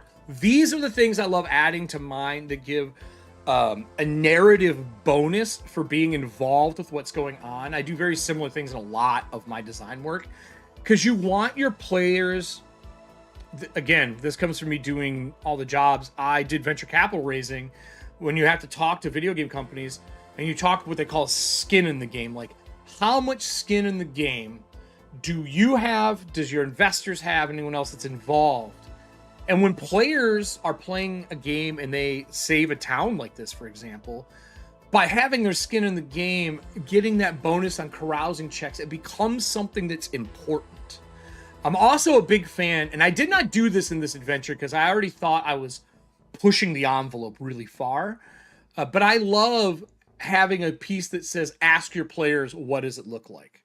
Ask your player, you know, what is the monster doing when you walk in? That kind of stuff, because it lets your players set the tone. And as designers, it's really easy for us to put too much of ourself and like just brain dump all the stuff on the page without actually giving the person who picks it up as a GM keys to make it their own and keys to make the players to make it their own as well. So things like this +1 carousing check, if they do this, is a great way to make them feel like they are now invested in what happened. Smart play. Thank you for adding that. Like, this kind of stuff is some of my favorite. The retiree, the family in the row house. Oh, is it? It's hyperlinked. There we go. That's what I wanted to know. I think all these page numbers are. Has a former adventurer who can tell the party of a dungeon. Okay, so now you're giving hooks to make this their mainstay if they save it, giving a purpose of keeping this zine around and then fleshing them out. I could see an expansion for this adventure as like a hub city. I could see an expansion for this where you could break out all of these citizens, right? And I love what Star Trek did. I don't know if you've looked through the new Star Trek. Basically, when someone's got like one scene, they come on it and you give one descriptive word of what they are or one thing that they do. So like if we're at the bakery, you could be like, Lorenzo's known for making for having a 100-year sourdough. 100-year sourdough starter. That's what he talks about, right? And he sometimes, if he really likes you, he pulls a piece off and he gives it to you. And you could go through and break all these out as a separate PDF with little cards that you could cut out. And the one side maybe has art for them if you want to get some, like, go through like an old museum and get art for all these people. On the back side, you could have the little descriptor they start with. And every time they show, one could be like, give them a skill that they're good at, like a talent or a skill. And then the next one could be, give them an item that they hold dear. That kind of idea. But I think you could put all of these citizens that have names and give them spots and then make a couple blank cards. And you could have that as an expansion piece to this. I think it'd be a great little accessory PDF. The family in the row house 3 are technically noble, and if they survive, can grant a party advantage. Again, you're giving more fucking stuff regarding the Overlord. The Sanctified Temple, 1 XP. At the temple, again, you got another hyperlink in all those. That's 2 more hyperlinks. Is never desecrated. The party can use the location to perform religious rituals and penance for half the usual cost. That's awesome. Resurrections, things like that. These are little GM things. This is really helpful for a new GM or just to spark ideas for GMs. Merchants, if the players save everyone in the inn, they will have saved several local merchants who pay the party a reward of 500 gold. Is this XP? That would be my question for this. Do you use this? Is this XP? Because we can't rob them, but now that we didn't rob them and they gave it to us, do we get that as an XP? Be kind of cool. Maybe not 1 XP. Like, is it worth more? I guess that'd be up to the GM. The baker, if every one of the bakers survives, they get the players whatever rations they can carry at no cost whenever they come through. I have something like this in Breachers in your background. You have a fan of you as a breacher, and they make you sojourn rations, and they're better rations than normal. I give you a +1 to a roll once a day after you eat that ration. So I love that. And then the Witsmith is everyone in the Witsmith shop survives. The Witsmith will agree to work any raw mithril the players bring. Why? Ooh, raw mithril. So he is a mithril fan. And then we got the ring we talked about earlier. Look, man, this is a really solid piece. I see you put the table down here. You got the state of each one of the locations here that they can check as they go through. If they don't want to draw on the maps themselves, they can just print the sheet. This is a really good piece. Really, really good, man. Like, goddamn, dude, you kind of nailed this out the park. And this also proves that you don't have to do over-the-top design. You can just make a really elegant design and have it be successful. I think as designers, a lot of times we feel that we need to over-create instead of making the roots and the foundation good. This is a sample of really good foundational design. Bravo, man. This is fucking great. This is a really good piece. You should be hella proud of this. And I hope you do expand on it and do more. But there's some really cool ways to expand upon this just simple adventure. And this is a really good one. With that said, this is going to be another one of those, I'm going to put my money where my mouth is. I would have given this a 5 for vibes and 5 for playability without a doubt. I feel like you kind of crushed this. So let me see if we can get in here, because it's a pain in the butt to do. If I go download again, I'm going to do the same thing I did last time. Nope, you're not getting that much money.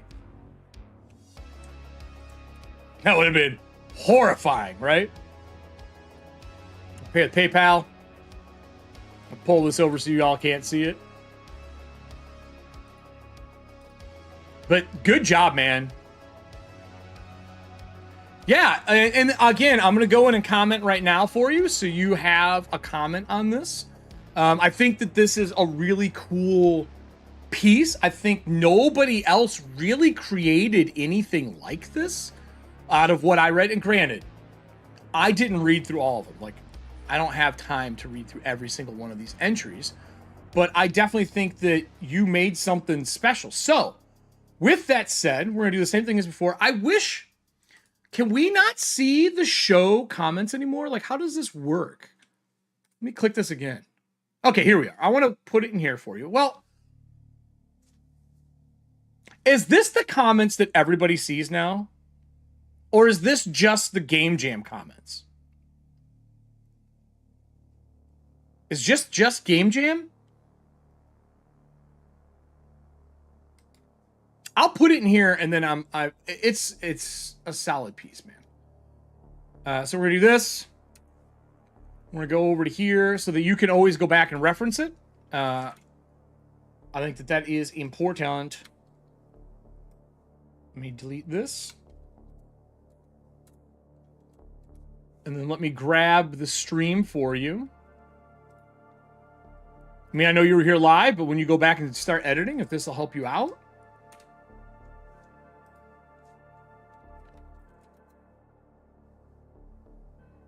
Gamejam, you can put it on the comments on it. Where would you like it at, Nick? Or not Nick, I'm sorry, Micah. Where would you like it at? Where do you want them? Do you want the comments here in the background? Or do you want me to put them up front for you?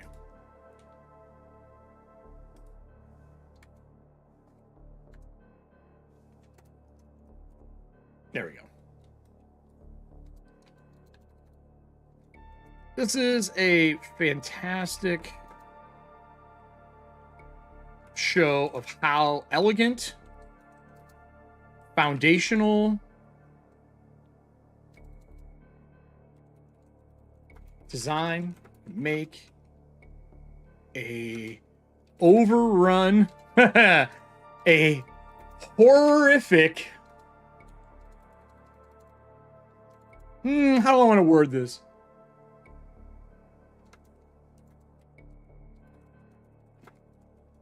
This has it all. From growing horror and combat to a possible consistent villain, and even a town for the PCs to operate out of afterwards. Can't wait to see more of this adventure or expansions on it to come. I'm going to put my actual signature. I didn't do it during the game jam, but since we are not doing that, I am going to now, which is watch, listen, learn, be better gamer. You know, like this designer. Awesome piece, man. I'll put it in the products for you. Let me cut it. Oops. I'll put it in the product page. You know what? I'll put it in both, just so it's in both. I don't have a problem with that. Let me go back to the product page. Here you go, bud. Done. Solid. Solid, like literally amazing piece. Like you kind of crushed this. There you go. Awesome piece. It's purchased. I'm going to be running some stuff at conventions here. I'll be at GameholeCon here in Madison in October. I know I'm going to run the Weird West one for some people, and then I'm probably going to run this one. I love adventures where I can read them once and know what I'm doing without having to fuck around. I love those kind of one-shots adventures. And like I said in the last one, I like adventures that can be placed into a full campaign for people. It makes the product's value higher. And this is coming from a marketing and branding aspect, where if they can play it in the game they're currently playing, man, you have nailed it. You've made something that is excellent for other people. And that means that they can drop it in on that night where they didn't prep with just very little reading. 30 minutes of just sitting with it, you would know how to do it. Just bravo job. You even put everything on here, all of the highlights for the entire thing, which I was kind of shocked by. I did not do that. Of course, man. Of course. And like I said, critiques are critiques. They don't have to be negative. They can be positive. But for those of you that didn't pick this up, I'm going to put the link in chat for those who may not be a part of the Game Jam. So, the Hand of Ka Latur, Hura. I'll get it eventually. Go ahead and pick that up if you have it. I am changing, as soon as I do the Full Moon Edition, I'm changing mine from free to pay only. I think anyone who is willing to go back through and do an edit of their Game Jam to make it better from all of their feedback has every right as a designer to ask to get paid for their product. It doesn't even be expensive. Fucking $2. Who cares? Like, that's great. I'm going to be looking at some print-on-demand services too, so I will go back to the Game Jam. I hope that community stays strong as we continue doing this. So with that said, everybody, that's that one. Let's do another one here. Let's do another one. What do we want to do this time? Let me pull up some numbers. I'm going to do one of the other ones that somebody asked me to review. We're going to do the Curator. This guy busted their ass going over everybody's stuff. And I mean, like, God, how many did this dude review?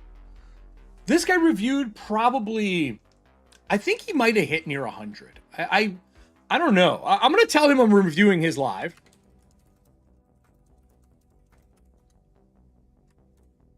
Just so he knows. I say he. I say as a general term. I don't know if it is or not. They did, I don't remember what they said their final count was for the reviews, but it was like fucking up there, man. I have it downloaded. They have a bunch of different things here. Super Dad. That's hilarious. This is just a random generator here. What's up, Ryan? Welcome. We just got done through one of our reviews. Let me go back over to here. Let's pull up our Chrome. I do want to do a quick brain dump here for myself for records, right? And I'm going to tell this thing to never link this. Unlink. Stop it. Never auto-link this. Okay.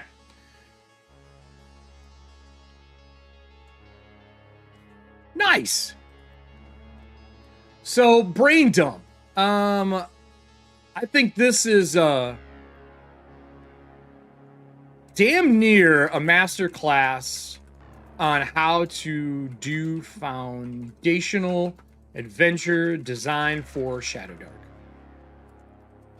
Lots of good notes, good use of rolling action and growth in a scene. Love the villain is a hand that takes bodies. And I'm just going to put Evil Dead, because I love Evil Dead. If anyone doesn't know me, I'm a big fan of Evil Dead. I missed the video game that came out. And we'll go from there. I think that was... Oh, and I wanted to put expansions. I want an expansion. All right. Let me copy this. We're going to go to the next line. We will start the next person. And we're going to do... Move this over. We don't need this one up anymore. I'm going to do this one. Whew, that's a title, man. That is a title. I went all out. Can I fit this? What is our review at? We are at 203. And these are longer streams than I normally do, but I feel like I want to give them between 30 to an hour for each one. The last one we had was a little bit longer. I'm going to say 04 is the start, so I can go back. I did go bookmark and timestamp the last video, so people want to see how I reviewed some of the other stuff. You're welcome to go take a look at that. And then we are going to go through this. I have these here, and I haven't even filled them. But I'm going to put here, this is... at 4, and then 5 and 5 for this. This is straight vibes, dude. Straight vibes. Undying Maiden. This is another one I was looking at as well. So let's talk about the Mountain Witch, Fermented Wrath. I like fermented anything. For those of you who don't know, since I live in Milwaukee. Let me pull up our Gamejam folder. In this Gamejam folder, others I have... Let me select all once. I have 40 of them in here. So, I mean, I really did grab a lot of them. And then we need... Which one is this? The Fermented Wrath. The Mountain Fermented Wrath. The Tower. Let me just put in Wrath. Done. All right. This is such a different style. I'm actually kind of excited to go over this one. I don't think many things looked like this inside of the Gamejam. Like, I think this is one of the only ones that look this way. So we're going to go over this. The curator was a wonderful person who literally commented on damn near everyone's piece. They've reached out to me privately to go through and review theirs on air. And I told anyone who wanted me to that I can't promise to get through all of them, but I'll grab a few and go through them. And this person did a wonderful service of voting on all of our stuff. So I figured we should do the same for them, give them a breakdown. I talked to them a little bit in private, just to get a little idea of what they're doing and whatnot. I like to take, unless I know you're an established writer and designer, I really like to look at this as if it's your first time, and give really good feedback and positive feedback. I was talking to one of my friends about how my constructive criticisms went in one of my college courses for art school. And it was a round room with padded walls. We walked over and we pinned our stuff to the walls. And there's between 10 to 20 people in the critique classes at a time. It was pretty close. And the person who went first started with an A+. And you were not allowed to comment or critique other people's work until you had work to put on the wall. And then as the critiques went through, depending on how it went, and how you took the critique stuff, your grade would go down from an A+. And on the other end, if you went last, you had an F. because you had a chance to see everybody else's stuff. And everybody else's stuff got critiqued, and you get to sit around and wait. And you had to earn your A+. And you had to be on both ends of the spectrum at some point in time, and the grading scale slid into a C in the middle for the person who went in the middle. It was a really cool concept for how to do constructive criticism for an art class. And these were for marketing and for publication and things like that. So they were really specific illustrative course style. It was really cool. So I want to go through this. This is very different art. I'm pretty sure they created all the art for their stuff. Nice, just flat form block, clean. This reminds me of paper cutouts.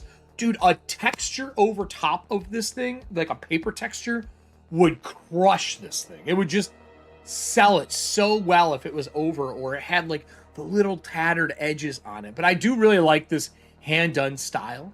Very cool looking. I believe this is a musical instrument, just from looking at it. Curated games. I love the little eye book cover. That reminds me of a Pointy Hat's eye, for those who have watched Pointy Hat. But I want to go into this.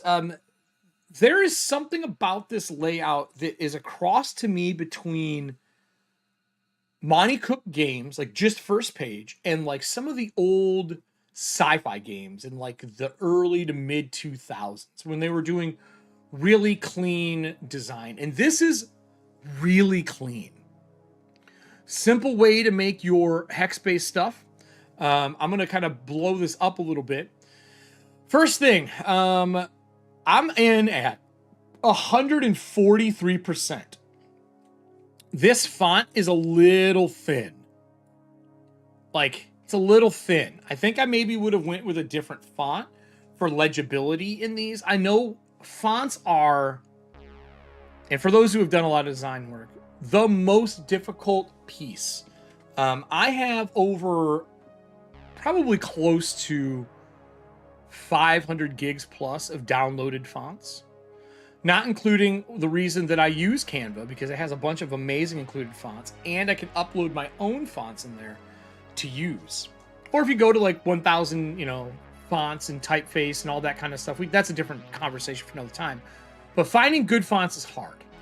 And this font, I believe, while legible, I would have went with something with a little more thicker line work to it. Not quite a bold, but like a book standard to really help kind of make it easier to read on this purple background. Not a huge thing, but again, like I said, I'll just kind of critique through it all. When you get more clean in your designs, you have to become more of a perfectionist to make the designs sing. It's such a pain in the ass. But it's the truthful statement. 2 and 6 chance in each hex. Awesome. I love these denoted pieces like this. I use these all the time where we're kind of just training our audience to know that the 2 and the dots and the 6 means it's a 2 and 6. Like, I like that we're training our audience to be able to use simpler abbreviations. Gamagati, resembling a crescent moon flanked by a 4-star shaped fortress. The city-state is home to 12,000 citizens and 3,000 slaves. Each fortress is garrisoned by 133. These are some words I'm having a hard time with. Is it Unuk fighters? I would do a pronunciation. That's probably the first thing I would say, and maybe he has it. You know what? I broke my own cardinal rule. I'm reading this, and I didn't go look through the doc. So anyway, pronunciations. I forgot that. We're going to go look through the doc first. I want to scroll through. This is the page I want first. How big is this file? This doesn't seem like it is... it doesn't seem like it's scrolling well. This might need an optimization pass. No, it's small. Weird. Urik. Again, a little pronunciation would be cool. Maybe he has that. So before I correct, I want to look at the appendix. When I talk about the prompts, he's got the Cardinal God, June 1934. The Ooze. Ooh, we got an Ooze. The Witch's Mark. Other inspirations. The Real World Ooze. Okay. Tibetan monasteries. Solely for the aesthetic. Nice. I have some stories about Tibet, but that's a different story for another time. Usan's Purple Land, 2nd edition. I've been obsessed with this setting for years, so I'm incredibly grateful that David McGrowan gave me permission to create for the setting. Oh, I didn't know that. That's awesome, man.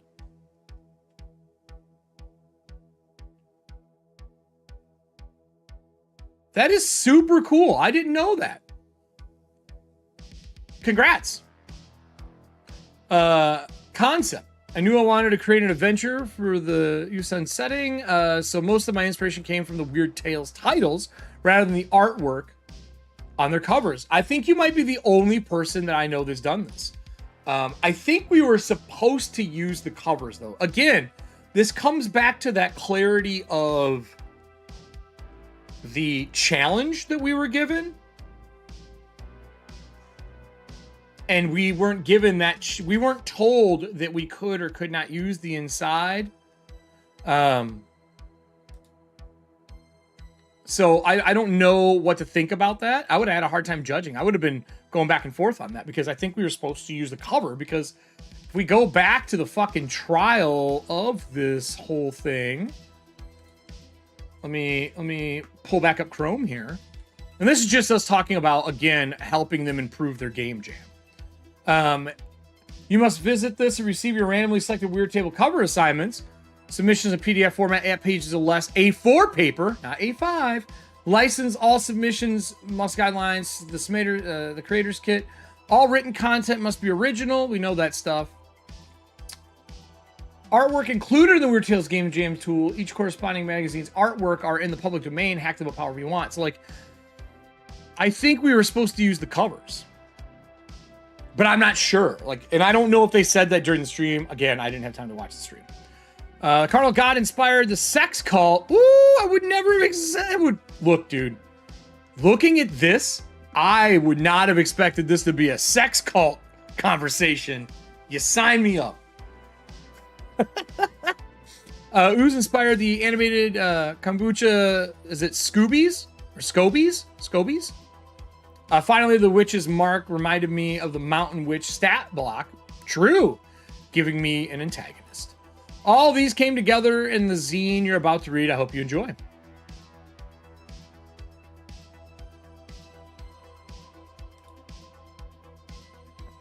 Okay, I'm done driving. Thank you, Sonic. Is awesome, but I'm actually working on my own stuff at the moment. Oh, hey, congrats, dude. World designing is one of my favorite things. It was also one of my jobs for quite some time, doing world design. I'm a big fan of doing world design. I think it's my favorite thing to do. Background, the mountains of the moon, 3 days north of... I'm going to fuck up pronunciations. I promise. I promise that. But I would love... And you could put them in there, but I'm still going to say it wrong. Pronunciations. Anytime you're doing something that is outside the realm of the norm of your general audience, it's good to have pronunciations.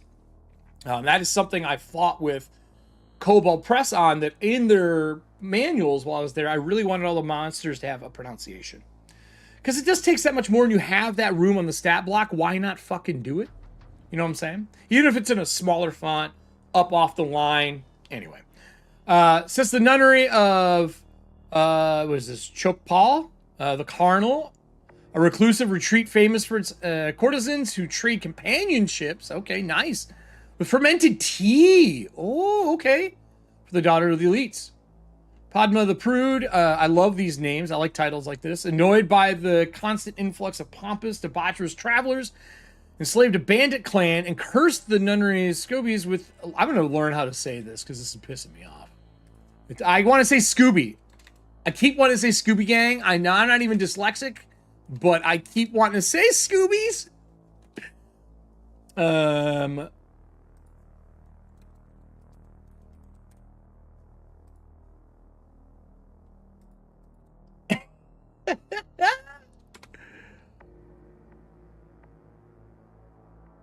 I know how to pronounce this stuff. Yeah, you do. The rest of us don't. I mean, I think it should be for anything. Any monster we create for anything. I don't even mean cultural or language differences. We create some of the most fucking ridiculous words as designers that we should, like, sigil and sigil has been a Scooby Snacks has been a hot topic for ages about how Planescapes, Scooby, how Planescapes pronounces their place, the city of doors. Like literally. But it's SOCBYS is what it says here. Is this just reversed on accident? Is it actually SCO? All right, we'll find out later. I have it up on this side in case I need it. Attacking the nunnery. Now bandits attack travelers. Nunnery deteriorates and surviving nuns send out messenger beetles. Ooh, dig. Begging for aid. Why answer the call? Lawful. Okay, so you did the lovely 3 alignment breakdown. Again, this is a little hard to read on the purple. I think, again, just a slightly bolder text might have went a long ways for when you put things over colors. Some people pronounce it sigil. Some people, it is called sigil. I thought it was sigil for a long time. I think almost all my teenage years. So you could be here to answer the calls for aid. An oligarch's paying X to investigate. To loot the nunnery. For the high-end teas, baby. That shit's worth a lot of money. Teas are expensive. Don't worry about it. We all misspell stuff, man. We're typing fast and thinking. So it is Scooby. Is that right? Hold on here. Let me mute. Pause this. Hold on. Scooby. All right, cool. Thank you, pronunciation. Exodal men, formerly Tropel Cardinals chosen, finally grown, isolated fear, become tribal, at war with the Beatles, want to live in the hot springs. Man, people love their fucking hot springs, dude. Every culture loves them.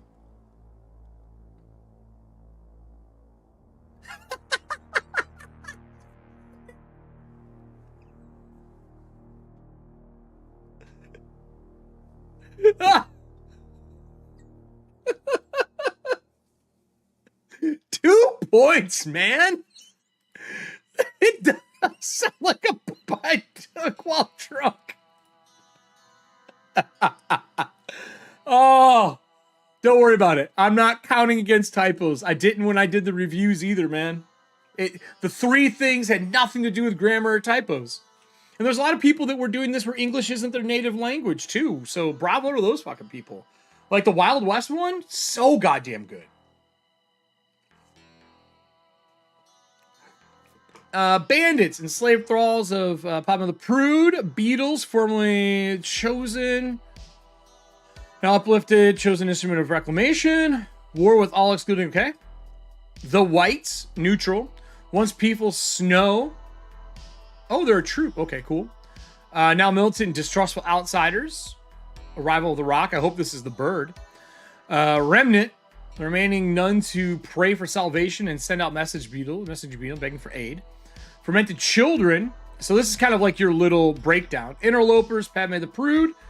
Fermented kombucha, again, scobies. She refers as her children are bent on desecrating the nunnery. All right. So I want to go back up, or scroll down. I want to look through all of it. I already know I have a lot to say about these blown out, torn down isometric floor plans. I'm a big fan. We'll get into that. We got the hot springs as well. This just proves that people are like, I'm not a cartographer. It's like, yeah, but you can take any floor plan and just tilt on an angle in a program or top down it. You don't have to be a true cartographer. Also, there's a lot of floor plans that are out there that you could just use. I just want to scroll through all these. Really cleanly laid out. Again, last time I'll probably mention it, but I think you needed a different font for this stuff. Holy shit, you went 4 column. Damn, man. I think you're the only 4 column stat blocker. Awesome. I did very similar things. I am a big fan of the pages being bolded or the name of the creature being bold and italicized. But everyone has their own. As long as you keep the same version, then perfect. Because people can go through and find this stuff easily. So I like that you did all the pre-existing stat blocks. And it looks like you added, if there's any change, like remove heal by fire, and you added some stuff to it. I like the purple adage. I think that's very smart. Animated Scooby Snack Daughters. And the mother. And then these are new custom blocks, right? So we're going to get custom blocks. I'm going to go back through. This one is not wanting to scroll very well. I don't know. I'm going to close this one. Yes, save the changes. Yeah, Logan. Logan, which one is yours, buddy?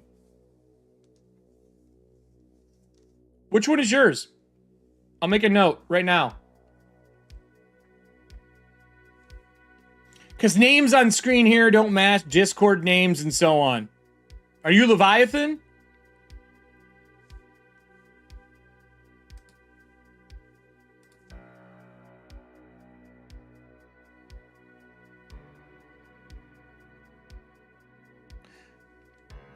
The Undying Maiden. Yeah, okay. Hold on here, bud. I'm going to pull it up on my thing just so I know that it's next up in block.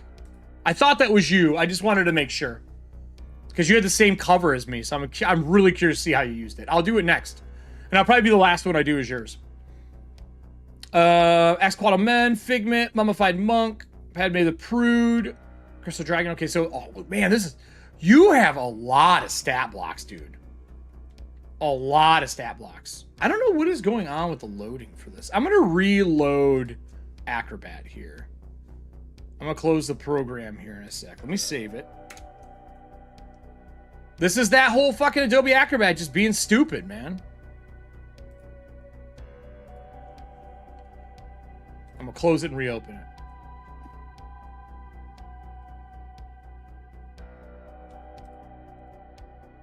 Let's get this fixed, shall we? Because there's nothing running. This is just Acrobat being a twat waffle. I'm gonna force quit Acrobat. I hate Acrobat with every part of my being. I really, really do.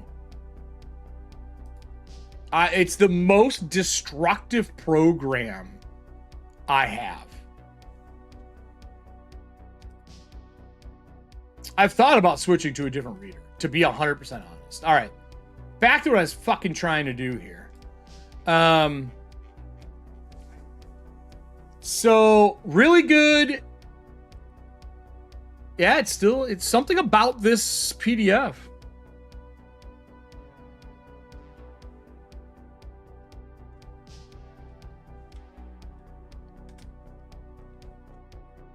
There we go.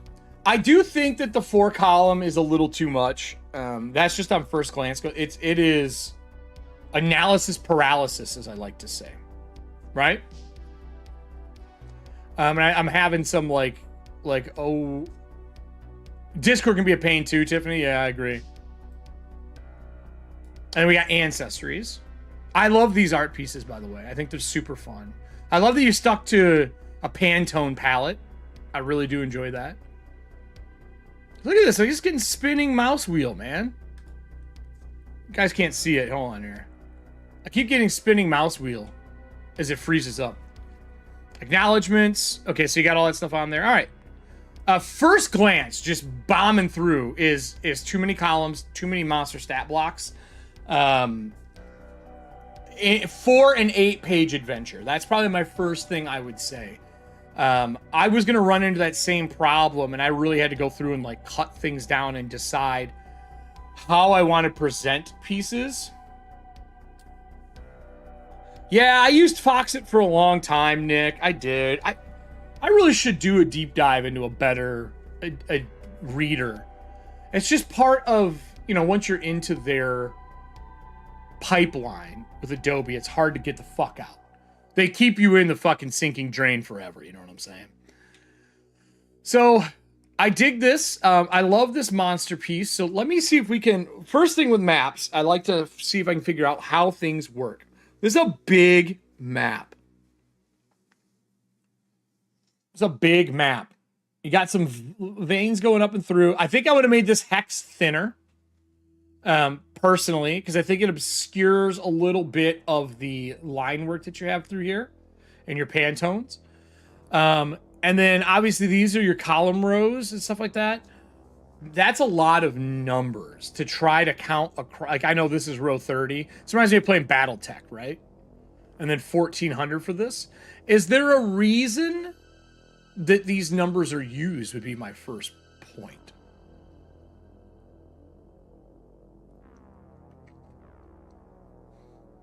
I'd have cut monsters, man. That's what I would have done. You always think you need more monsters than you do. But there's ways to make monsters reused without reskinning them by giving different abilities. And the last one we just read, they had the different abilities that rotated through. But so how does this work? Is this just so I can say I'm in 1 and 100? Does this equal like miles? Is each hex so many days? Because I didn't know how, like, is each hex, is it 6 miles? Are we doing the traditional hex from the game? So that's my first question. I didn't see anything yet.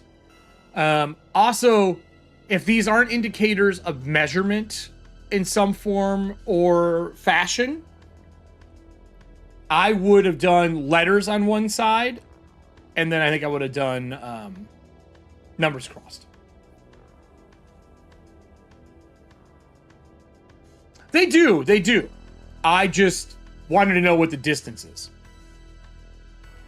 And yes, correct. So this is a good point. I put numbers so the GM could track the progress of PCs designed to run a campaign in the adventure. I always tell GMs to highlight the hexes that they're in. But if no one's ran a hex-based travel, and here's the thing. As designers, we know a lot about hex-based games. And if we're, especially older generation of gamers, because we grew up having to slog through hex-based, and we hated it. And now that it's back, we're really excited about it. It's fucking weird. But hex-based stuff, you have to teach new audiences. I fully believe that. And that's why, like, in a lot of them, you'll see a hex is 6 miles, X mount riding, things like that. Those are some things I would have done. I just think thinning that off would have been nice. Mounted for it. Yep, correct. But I would have made a note, Ryan. I think I would have said, like, use hex page X, just so people know. And I kind of wish I would have added that to mine, because I didn't. Like, I'd have put it right here, right in this section, like right next to the hex thing. I would have put a page number so people knew that was the hexes to use. I dig this. I love that you've got a really tight D4 table for your hex encounters. That's super cool.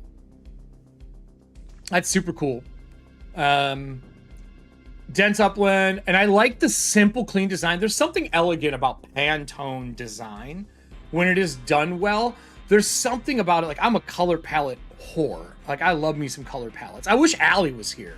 My friend Allie and I worked in graphic design, and she still does. She's hyper talented, and I think that seeing more of these Pantone styles is super cool.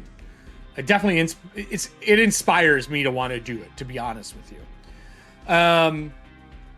Monsters NPCs as encountered: D10, Beast Bug, Flyer, People Spirit, Wildman. And we got all these different versions. I'm really excited to see what the fuck a Crystal Dragon is. I'm not even a dragon fan. Feathered Men, that could be pretty cool. I use Griffins in mine as well. Yeah, because we can call back to the rules. So, you know that there are games out there when they put out their free to design under that won't let you reference page numbers in their core book, which is fucking ridiculous to me. The whole point of having an open source game is so that people still buy your core rulebook, right? So that they go buy the fucking Shadowdark book that they say, oh, page 260, damn, I need this. And that's honestly for them giving us the ability to use their system. I want to be able to reference this so people go buy the book when it's in stock. Which right now Shadowdark is in stock if you haven't gotten your book. But I want to be able to do that, and there are systems out there, and I won't go through them all right now because if I go on a tirade stream and we turn the flame on in this area, then my reviews will not be positive. But I really think that being able to put those page numbers is a huge boon for Shadowdark. I love yaks, by the way, not used enough. 3d10 is a herd of yaks. We went through this already, and I want to start looking at this. So we have our adventure. We know we're traveling in the Hexlands. We have our indicators of the major city we're going to, another oligarchy, the village, another point of interest in dungeons. You say another point of interest. I'm assuming this is just for the GM to build a market for themselves later on. Just be like, hey, use a star, dum-dum, like that kind of thing. But then we got a big breakdown. A building A, hot springs, building B, right? And building A, you broke it down into the floors. Really awesome. First thing I would say, I love this, but these are too small. They're too hard to read. I love the breakdown though. Level 1, 2, 3, 4, 5, 6, and roof. Fucking awesome. This is like you were swinging for the fences. Super cool. Between buildings, there is a 2 in 6 chance of encountering an encounter occurring. 1 in 6 chance that the geyser explodes. 3 in 6 chance that X snow monkeys. 2 in 6 chance the encounter involves the rock, which is awesome. Is this like a pagoda style building, or is this like a Tibetan temple? I'm envisioning a temple, like a Tibetan temple, like a monastery, which is cool. Oh, they want to add more dungeons. Smart. Yeah. Okay, good. Room for growth. I do like that. So we got an altar statue of a beetle is a 1. 2 is the brewery. Tea Dolem's worth 50 gold. 3 in 6 chance that there's 1d4 animated Scooby Daughters. I like that. Notes between the levels so that I could put... Ooh, you could have done that, but you would have had to ditch this. I would just draw over top of the rooms, man. I would grab like a green marker. Like I would do something like this where, let's see if it will let me draw. It won't. Dumb. I would have drawn over top of it. I would have literally just... Can I draw on this now? No, I don't want to fill a form. Fuck off. Let's just grab an orange. And then let's just grab pen tool. And I would have just dotted and wrote my own stuff and shit like that. You know what I mean? But I like this. Maybe more space, but I don't know how you would have done it on the 8-page layout. Maybe if you expand it. Dumbwaiter and stairs go up and down. That's 3. So 3 is here, and that goes all the way through all the floors. Smart, lining them up. Really cool. 5 is hidden doors. And I love that this is for the entire map. So anytime there's a 5, there's a hidden door. 6/6 star. So 6/6 star. What is that? See this, and this is the part where, okay, so like I found it. It's here. I think I would have done a different symbol than a circle to make it stand out. I think I would have done a square. Right? Make a square or a star or a diamond or something else. Another simple shape. Keep with your style of shapes though. So that you can quickly denote where it is. Did you... I have a question. You have 3, and this is darker. And is that to denote that it's through all the floors? Is that why you went with the darker color? That's my guess. If so, awesome call. I dig that a lot. I think you could have went with a little thinner borderline too. I think maybe one size down. This is just me being art critique. I think that it would have read cleaner with a slightly smaller line. I would have to see it though. I don't know that without trying. I love that you have like the Jade Golem activates. I'm excited to see what a Jade Golem is. I love golems. I love any constructs, man. 7's a library, tomes and scrolls, describing tea and lewd acts. 2 of 6, chance of containing 1d4 tier 2 scroll spells. This is great. I love scroll spells in Shadowdark. I think they are not used quite enough. Yeah, arrows would have been too tough. I wouldn't have done arrows. I agree with you. I like the denoting. I think that nails it really well. Because you have too many lines on top of each other to do like a elevator shaft. Unless you were using some different colors, maybe you could get away with elevator shaft. But then you block stuff behind it. So I think it was the right call. I think it's the right call. You could have, instead of using a circle for 3, used an arrow for the icon. Mundane room, see table, rock's nest, tangle of rubble and branches. That's 9. So where's 9?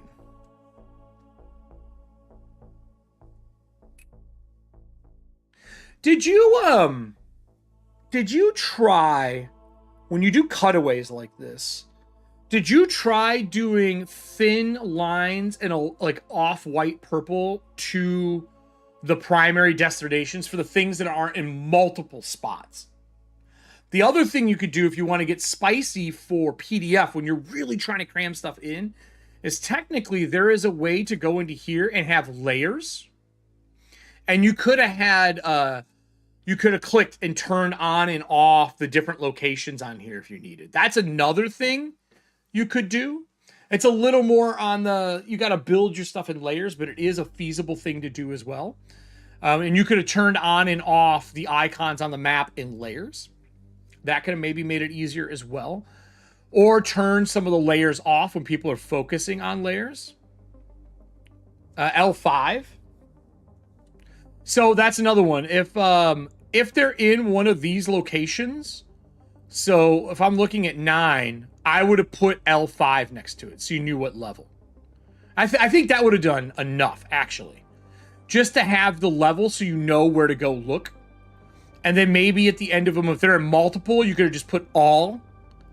If it's 6, you could have just said that it was L1. I think that would have helped. Actually, that probably solves it even better than drawing lines. Is just letting them know which side it was. And I would have moved these to the left-hand side of the page. And then bumped everything over one. And the reason I say that is when you are reading this, you could have looked at the level and then denoted where you needed to be really quickly. I would have at least tried it. You do risk maybe people think that somehow this is connected to it, but I think I would have tried it, and then maybe I would have made the levels in a different color font instead of this color. Maybe I would have done like an off purple or something like that. I would have played with that a little bit, but I think just adding that would have fixed it for you, just to make it easier to find stuff. Mundane rooms. So this is a true dungeon crawl through a temple. Once you get to it. Okay. I didn't page number my stuff. Did any of you guys? I didn't page number. Canva doesn't have the option to do it. I would have had to manually do it. And I did hyperlinks. I said, nope. Tea-themed, monastery-themed, carnal cult themed. Love this entire table. Anything that helps people get ideas together of what a room would be. Apothecary closet. The other thing you could have done with this too, because you have quite a bumper on the top and bottom of these. You probably could have changed the font, went a font size smaller. Below, you could have had even a little table built in for descriptive words. It sounds like you know a lot about what Tibetan temples look like. I do as well on the inside for a totally different reason that's not important. But if you know what they look like, I would say, yeah, I would have done some little descriptive text for things that help develop the look. Just 1 to 2 to 3 words below, and then they could have rolled through them. Knave, for example, I know I'm going to pull this back out again, but it's probably the best reference book I can think of right now. A lot of their stuff are tables that you can roll on, like they have delusions and stuff like that. These are obviously big tables, but you could probably add something in there and double up on the use of this table, where you could have put one more column in with a descriptive word. And then they could have, like, it could have been the way that they use plastering, the way that they paint things, the colors that they use, that kind of stuff. And I think you could have added a little more. Because right now you're dungeon crawling, and the hardest part about a dungeon crawl is making it feel alive and making it feel vibrant to make an ecosystem within. And I can see you're already building the ecosystem with the different organizations, the factions, but I would like to have seen some more in there. Again, though, this blown out design is dope. A little bit of polish, and I think you got something pretty fucking cool. We got the hot springs. Hot springs, if I remember, is in between, right? Building A and building B. So we got 3 locations on this. 1, 2, is it 2 ones? I'm gonna zoom in, sorry, everybody. Ones with stars, which is, oh, over here. Bubbling geyser that erupts, yellow, orange clay, all near, take 2d4 damage. So if you're traveling between the buildings, you get hit in that geyser trap. That's cool. 2 snow monkey camp, so they're camping out here. Do these motherfuckers die from the hot springs? Are they immune? Are these snow monkeys? Oh man, these snow monkeys are immune. Hyperlinks too. I think you missed out. Hyperlinking would have helped drag people down to your tables below. Building B. So we got another blowout. Same thing we talked about before. Play around with moving it over. Altar, a statue beetle, alchemical lab, glass bottle galore. Hilarious. I love that there's just nothing but alchemical bottles in there. A brewery, which is tea. Dolems are pretty cool. I don't know if everyone knows what a dolem is. That's probably a really good thing. Dolem for tea. Let me see if I can find an image.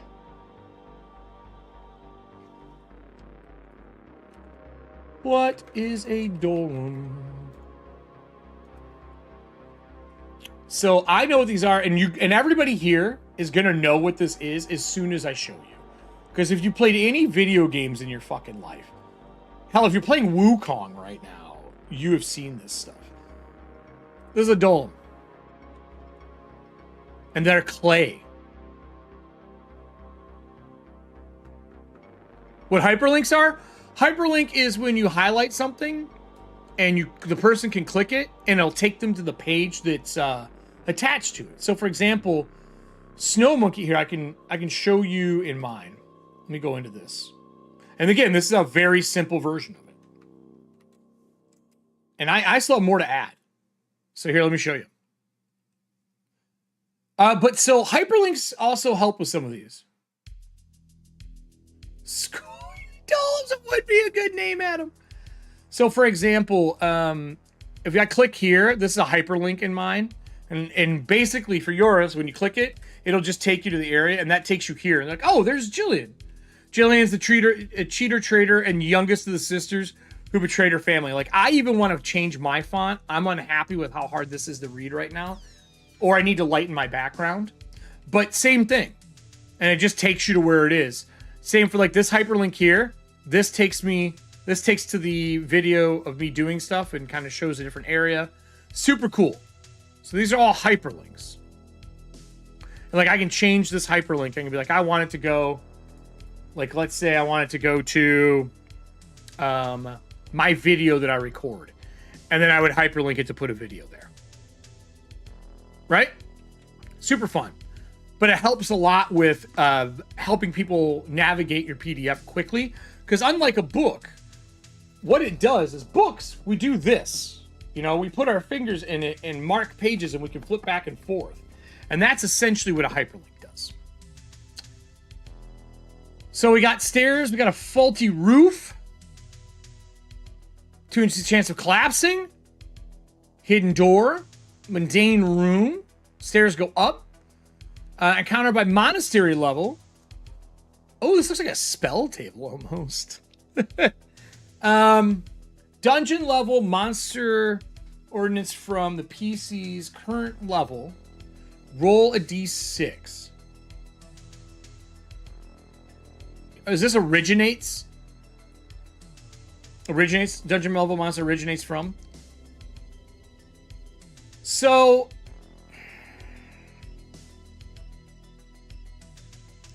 this is another one of those ones where this is a really big table to create an effect.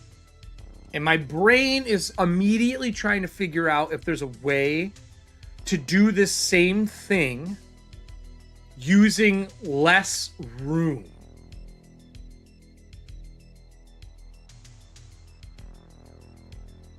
Oh, that's not wrong, man. Ryan, we all here to learn. That's the whole reason. We're sharing secrets. Because I like this concept a lot. Find the PC's current level. So if I'm at level 1, I would roll a d6 for level 1. And if it's 3, 4, 5, or 6, nothing happens. If it was a 1 or a 2, they originate at level 1 or 2. What is this to do? I guess the encounters by level. Levels 1 or 2. Is that supposed to go here? Roll a d6. Done. I'm on level 1. Let's say I roll a 2. It's a 1, so it's on my level. If I roll a 1, it's 1 or 2? What was what for me to help critique? What are you wanting this diagram to do? Because in Shadowdark, we already have the rules for how far things originate. So hold on here. And we're playing within the Shadowdark mechanic, right? So we have our encounter distance. Let me blow up this big table. We have our encounter distance there, close, near, far. Couldn't we have just said that close is the same level, near is the level above or below, and far is 2 levels above or below? Because I feel like that's what you're trying to do.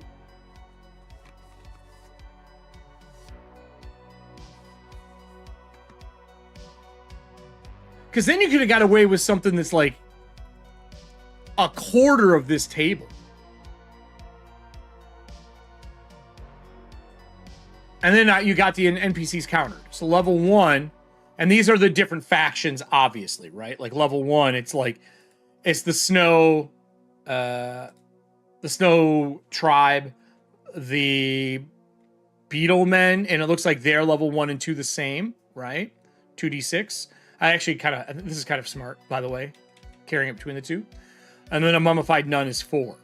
And then in level 2, if you roll a d4, 1, and you're at levels 2, 3, or 4, it's always these. So I love this. This part, I don't know. I just think there might have been a more elegant way instead of adding a table. And it also, chopping this table and giving some text here to describe it might have been a good way to break up the visual here instead of having that encounter table. Because right now, we have been looking at tables, all of this page, and then we're going to get into here, and we're going to get into 4 column things. So I think maybe just describing it here and using something that was already in Shadowdark might have helped. I would have to play the adventure for sure, because this is one of those games that you would definitely need to do some playtesting. I do love the roaming faction style, though. That's really cool. And this is a lot of stat blocks. This reminds me of the amount of stat blocks you get in like a 300-page book.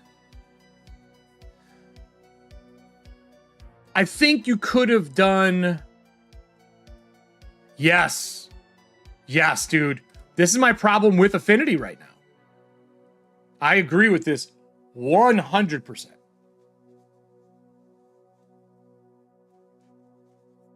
Table sizing issues, changing font doesn't help. It's something to do with the settings. I don't know what the issue is. I've tried talking to Versa about it. Yeah, so this is the reason that a lot of people are not using Affinity Publisher as much for TTRPGs right now. This is one of the big reasons. So we have this, like big scroll of all of this. This is what I was going to show. And we have like all of these pieces, right? Word does have a good piece. You're not wrong, Adam.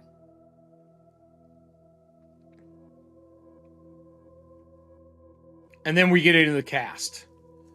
So the cast, pre-existing NPC blocks, I don't think you needed this much stuff. I know you really wanted to customize. I shouldn't say I know. I feel like you really wanted to customize each one of these creatures to make them special, like impactful, right?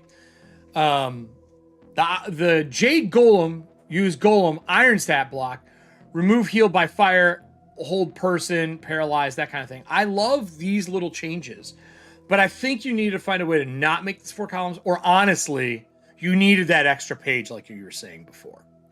With that said, I do really enjoy that you took the time to make every encounter something special. That you weren't just fighting another beetle from the Shadowdark book. I think that's really fucking cool that you added a customized spin on all of them. I really do. But like the bandit stat block, so like this one's in purple. Do the colors indicate something that I missed?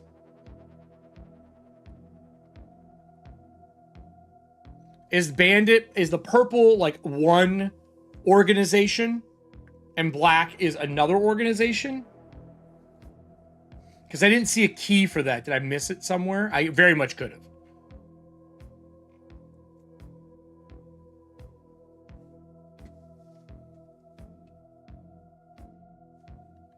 Yeah, adding more columns does... Well, you could have also went a font size down. This looks like it's font 10, 11, or 12-ish. I don't know because I'm zoomed in. Let me zoom out. It looks like font 10, roughly. And it does give you a little more space. 4 columns really does.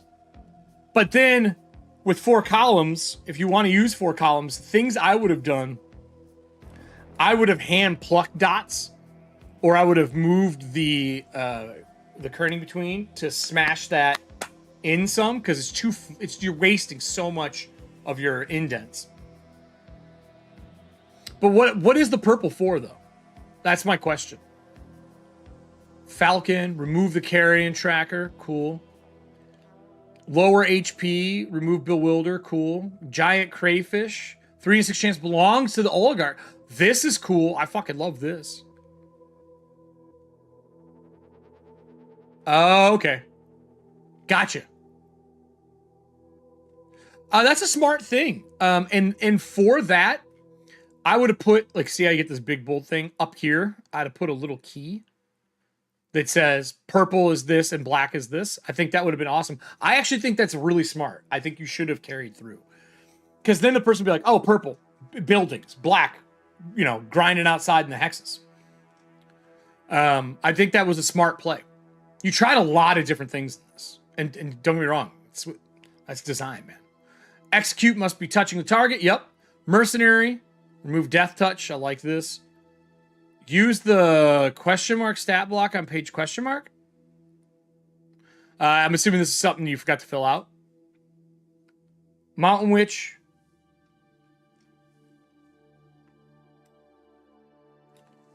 Oligarch. Use the Knight. Oh. Okay. I use the Knight too, by the way. It's a great stat block. It's a really fun Paladin stat block.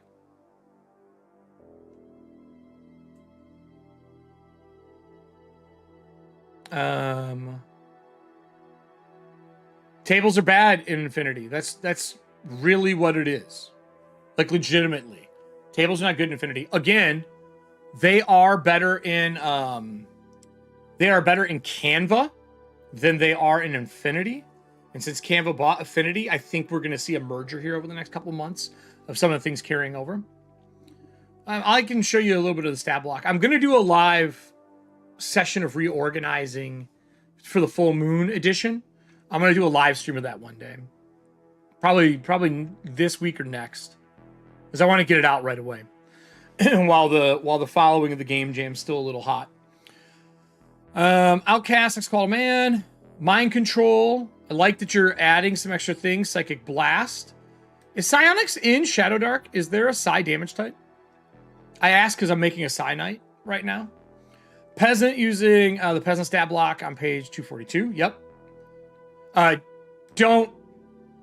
know if you needed that. It's true. I do a lot of my stuff live, Nick. I do. That's the worst typo, because the minor Okush are the coolest goblin-like guys, and you're really bummed I missed that. Hey, man, it happens. This is why we have editors. Red deer. I almost said reindeer. Use a horse. Ooh, okay. Rock. Obviously, rock. So like, all of this extra verbiage, you don't need. You don't need that. You can cut that shit, and you can just... Honestly, I did page numbers as well. And looking back, I almost wish I would just cut the page numbers, because the book is alphabetized and the GM can look it up. But in your case, you probably could have had this and the page number. And that's it. Maybe PG if you wanted to fill the line out a little bit more.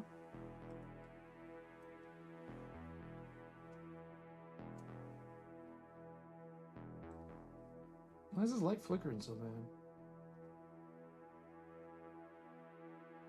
Weird. Mounted. I like that. That's cool. Snow leopard. Again, same thing. I would say snow leopard. And I would have just put panther page number. Yep. You got it, man. You got it.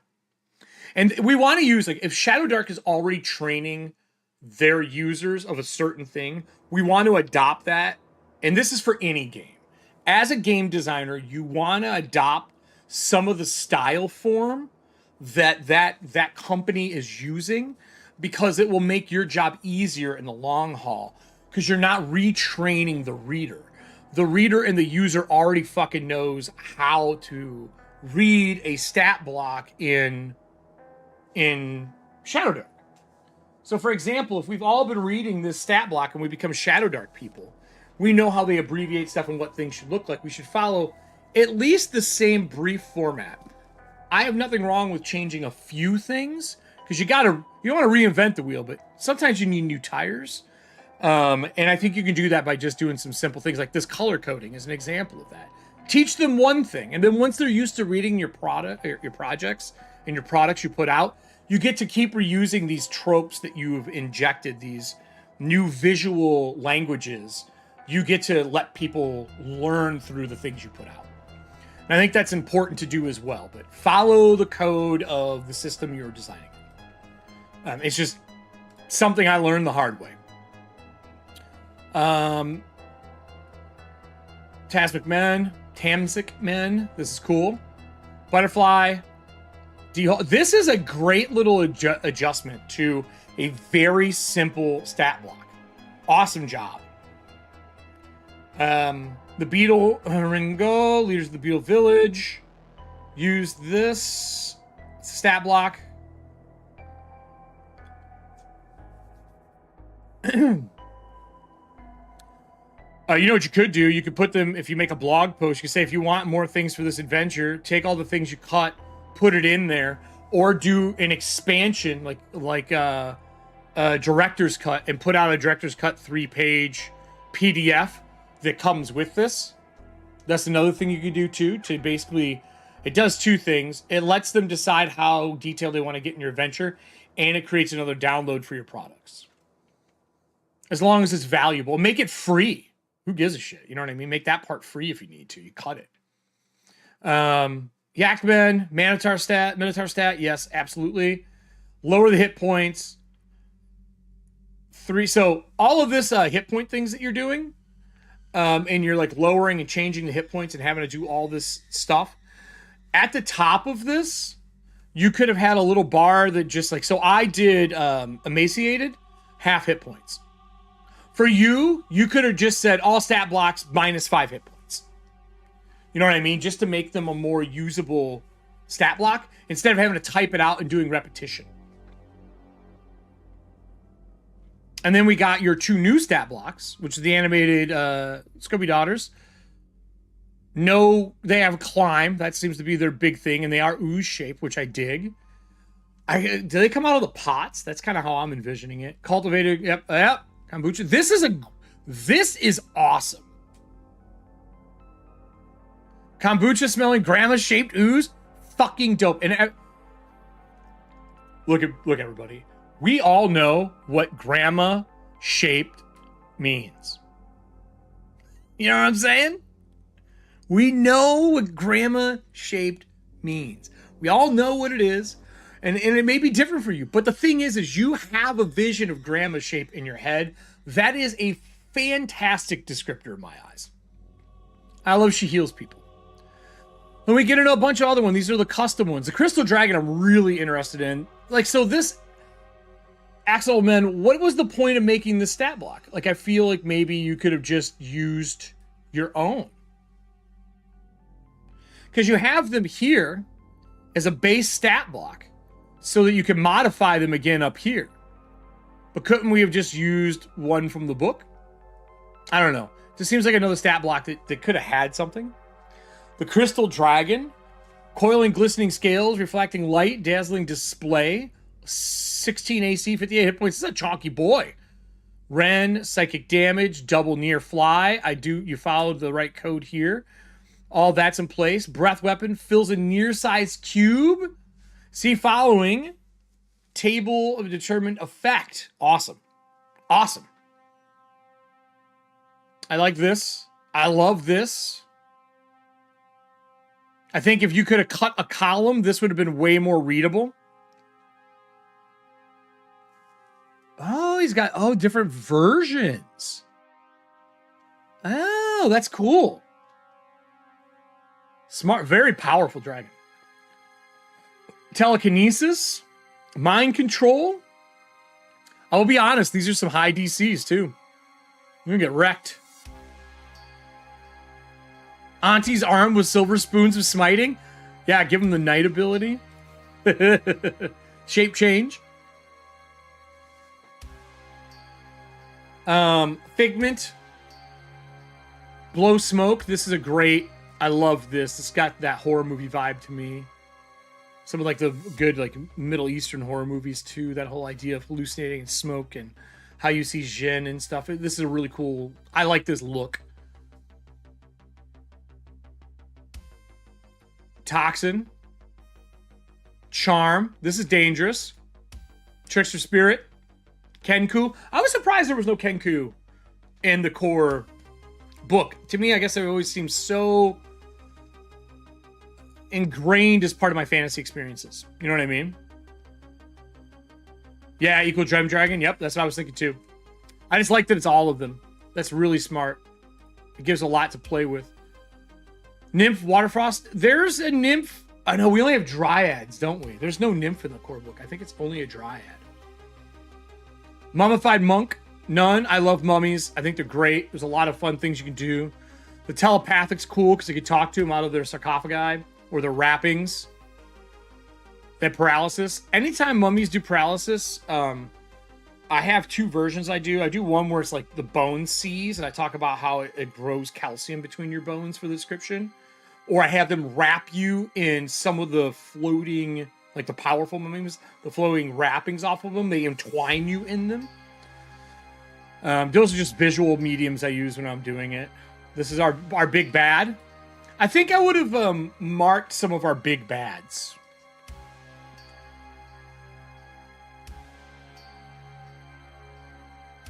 Padma the Prude, I think maybe I would have denoted with another purple. Bosses. Big bad bosses. Big named people should kind of have their own thing. Like you made it this column, so maybe at the top of the column you could have put big bads or whatever you wanted. Or like big bads and over and put like a box around them to call them out. Because you got to find a way to break up the text wall. And these headings, when there's this many headings, it just becomes a text wall. Nature, Spirit of the Age, Healing Touch. Okay. Yeah, this excites me. I love that you put Crabman. Aquatic and Piercing Claws, really, really fun. Misunderstood Artist, Clacked Laborer. Oh, sorry. Shackled Laborers and Gladiators, capable of crushing bone and searing flesh with claws. Unable to wield human weaponry or armor, Crabmen molt their shells when they need to adapt forms and mimic tools arise. You're only capable of speaking click-clack, a mixture of clicks and gestures, and can understand the trade tongue. Aquatic, you can breathe both air and water. Piercing claws, you deal max damage to your opponent's AC is lowered by 1. Ooh. Whew, that's powerful. Love the art. Slugmen, love this art. I love how these Slugmens are like T-token clowns, man. I love it. Aloof, Descendant, Pompous, Hermaphrodites, known for building the Yellow City in the ancient times. The founding of powerful trade cartels. They speak sluggy, a mixture of vocalizations, gestures, and pheromones. The trade tongue, common tongue. Can read one rare language. Radial vision. They have independent positional eye stalks. You're difficult to surprise and gain +1 bonus surprise rolls. I would have just said, maybe, I would have said can't be surprised. Or advantage on it, maybe. But that's me. I think that's a super cool pop. Oh, you gave him 2 abilities, though. So, yeah, no. +1, because you gave him 2. I get it. Salt ability, rapidly dehydrate when exposed to salt. Nice. I love the weakness. That's cool. That's actually a weakness. Yeah, if this is a weakness, I would have given them advantage. Really cool. This is a good piece, man. I think you go back and you give this another round of fucking polish, and honestly, this thing deserves like 2 pages. 2 more pages, maybe a 10 to 12 page zine, and I think you got yourself a fucking winner. I think you do deserve a little bit more story beats in here. Normally I don't say that, right? Like no story guidance. I think a little more story guidance for this would go a long way. Because right now what you've given is like the beginning of an adventure's hex crawl only. Like a straight up hex crawl. And while these are fun, we need a little bit more information, I think, on the factions. Oops. To flesh out like how to handle this huge overarching hex crawl. I think that would be really good. I think that the blown out version of this is super fucking fun. I think icons a little bit larger, maybe some different shapes, maybe some other color usage for those icons. Play with the placement of the levels. Play with maybe trying lines and connecting and seeing how it looks. It might be too much. If you want to get real deep, look at layers. Or, as I say, finish this project to completion and then maybe add the new tech level in the next one you do. Because you really want that tech level to be in the beginning of your process. If you try to tack it on in the end, you're going to get frustrated with yourself. I really think it's a pain in the butt. I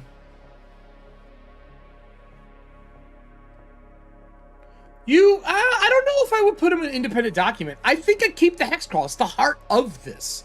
I just think it deserves a little bit more story, because I want to know about the snow monkey camps and like how I'm supposed to run them just a little bit. Not a lot, just a little bit more.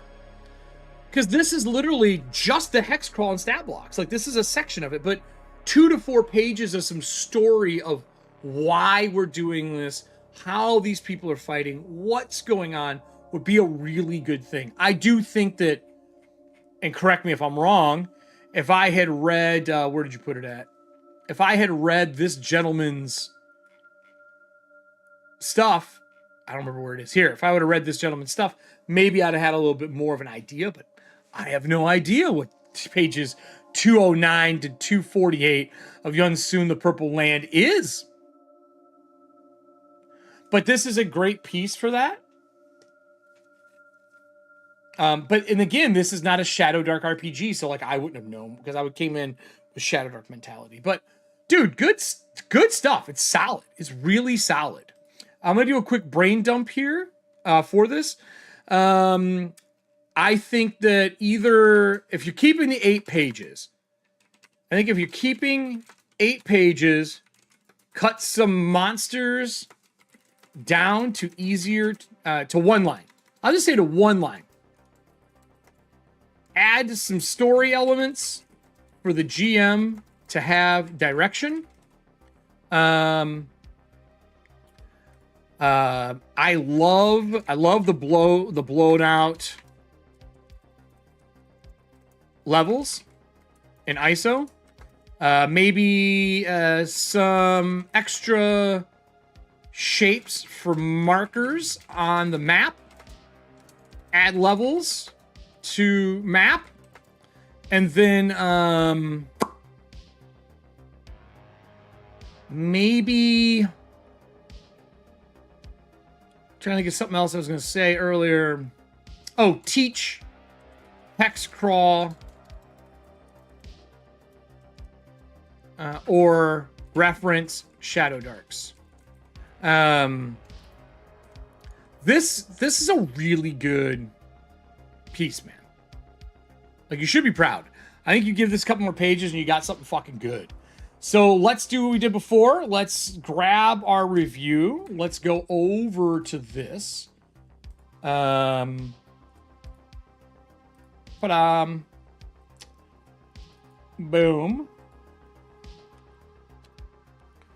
And then I'm going to cut this, delete it, paste it, enter. No, you're not going to do it for me, huh? I see how you are. I got to put the raw YouTubeage in. Come on, Windows V. For those who don't know, you can use Windows V to put the YouTube in. This has so much. Has a long-term hex crawl.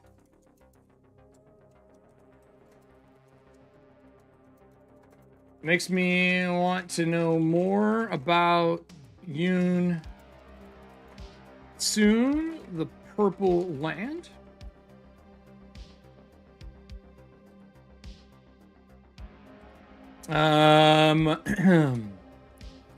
The blown out maps are awesome.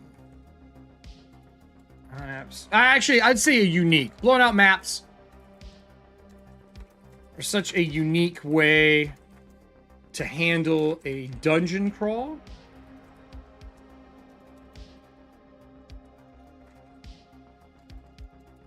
And you filled them with so many custom monsters. It is almost a monster book alone. Which is true. You put a lot of work into that stuff, man. A lot of work into them. I'll put this on your page as well, and I'm going to put this as an extra piece. If you are looking to have... If you're looking for a hex crawl map with some great dungeons to kick off your new campaign, this is it. Because I really think that's how I would use... that's how I would use this if I was a GM.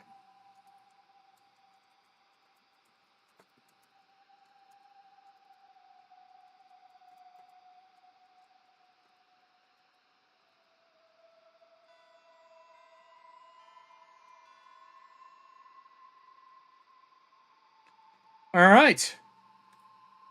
Let me select all. I'm going to copy this real quick.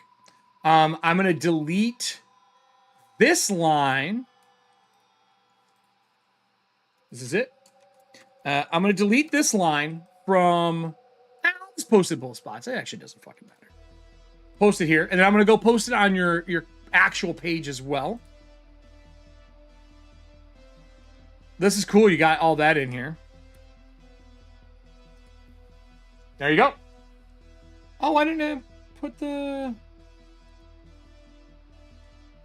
Ooh, hold on here. I got to edit this. It didn't put the piece in here. Don't you be screwing with me. Hold on here. I'm going to do it this way. It's just easier.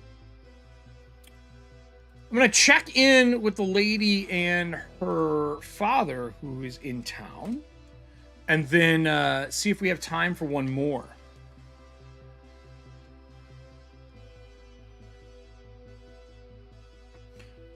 When are you going to dinner? 8? Because I want to meet them for dinner. I'm fucking hungry. And we'll see if we have something else. I do have something I can do quickly while we're doing this. I want to go over if they're still here. They have the 6-page one, and I think I'd like to touch base on this. I think that they asked me to, and I'd love to do it. The other gentleman who won or placed with this one on here. We should get on stream and talk once and go over design. I would love to do that. I have questions on yours, and some constructive criticisms and just awesome ways to use this that I'm excited to kind of see. I love your page layout. I think it's clean. I like the kind of retro style. I have questions on the stat blocks and your choice of this font here below everything.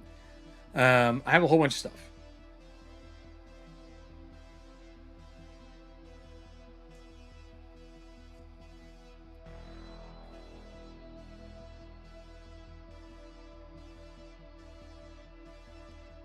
I'm gonna review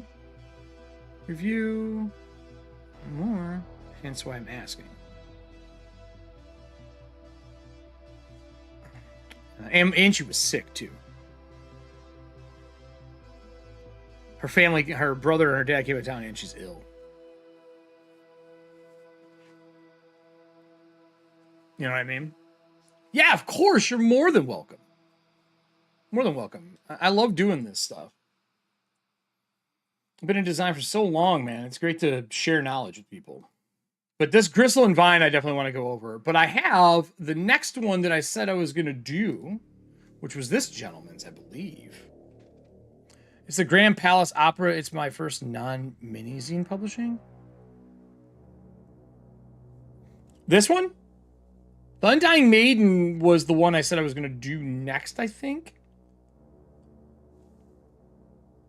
So I'm looking through my order that I got my Discord stuff. Yeah, that's the next one from the Discord messages, private message to me. So let's do the Undying Maiden. Did I download it? I might not have downloaded this one. Let's download it. You did hear Gristle and Vine. I said we should sit. Yeah, I said I would do it for him though. We should sit and do a live stream together. I should have you on. You could just do voice if you want, but we can go over some game choices and design choices. Maybe we can do our favorite designers. I don't know if you have a list of favorite design books. I definitely do. But I have a series called Corpse Talk that I do, which is a live interview show. We could do after hours version. I would love to go through some of the game design stuff. If you haven't seen Corpse Talk, it's fucking wild. I have a very different personality for that show, but we could do this and sit down and talk over some of the design stuff if you ever want. But I definitely have some questions on Gristle and Vine. We'll have to talk about that at some point. So let's go over this one quick. Let's see if I can get this Undying one done a little faster. The lady says, dinner? Yes, please. So let me save this. So I want to save my pieces. We're going to grab our timer. Our timer is 3:21. See how I can do this. We're going to go like this. Cut. 1, 2, 3. Oh, you guys can't see what I'm doing. I apologize. I need to get a third monitor again. I blew out my third monitor.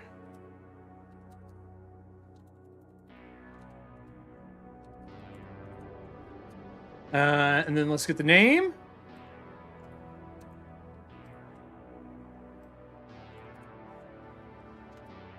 Undying Maiden.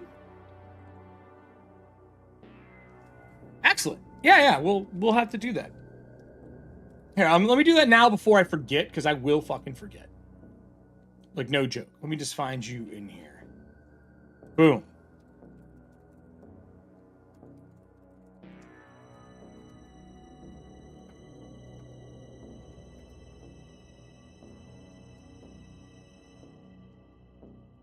Done.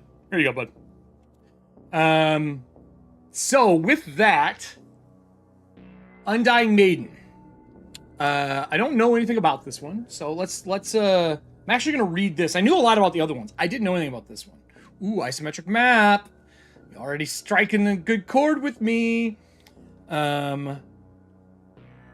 Towerfall ruins are cursed location that supposedly has treasure, but almost no one returns alive from them. The Undying Maiden was one such returnee who has a cursed to die every 28 days in some horrible manner. She's tried to die less traumatic ways. Oh, you got a little bit of like a repeat feel for this? That's cool. There's a really good game that was like that came out recently, where you keep replaying the same thing in a room.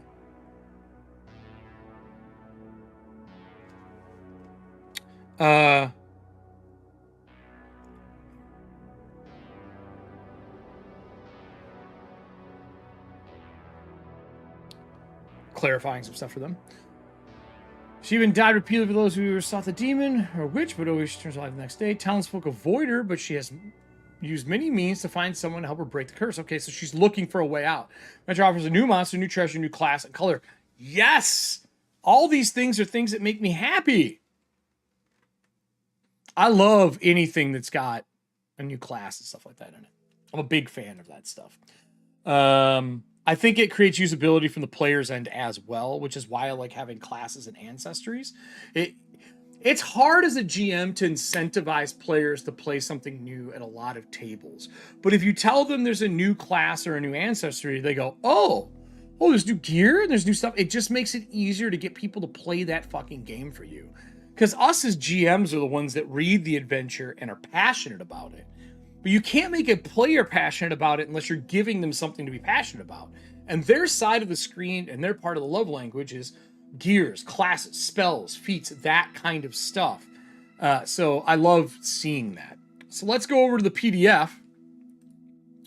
We got a couple of breakdowns, dungeon key, that kind of stuff. Anything special? Yeah, it just takes it to it. All right. So we're going to do our cursory scroll through.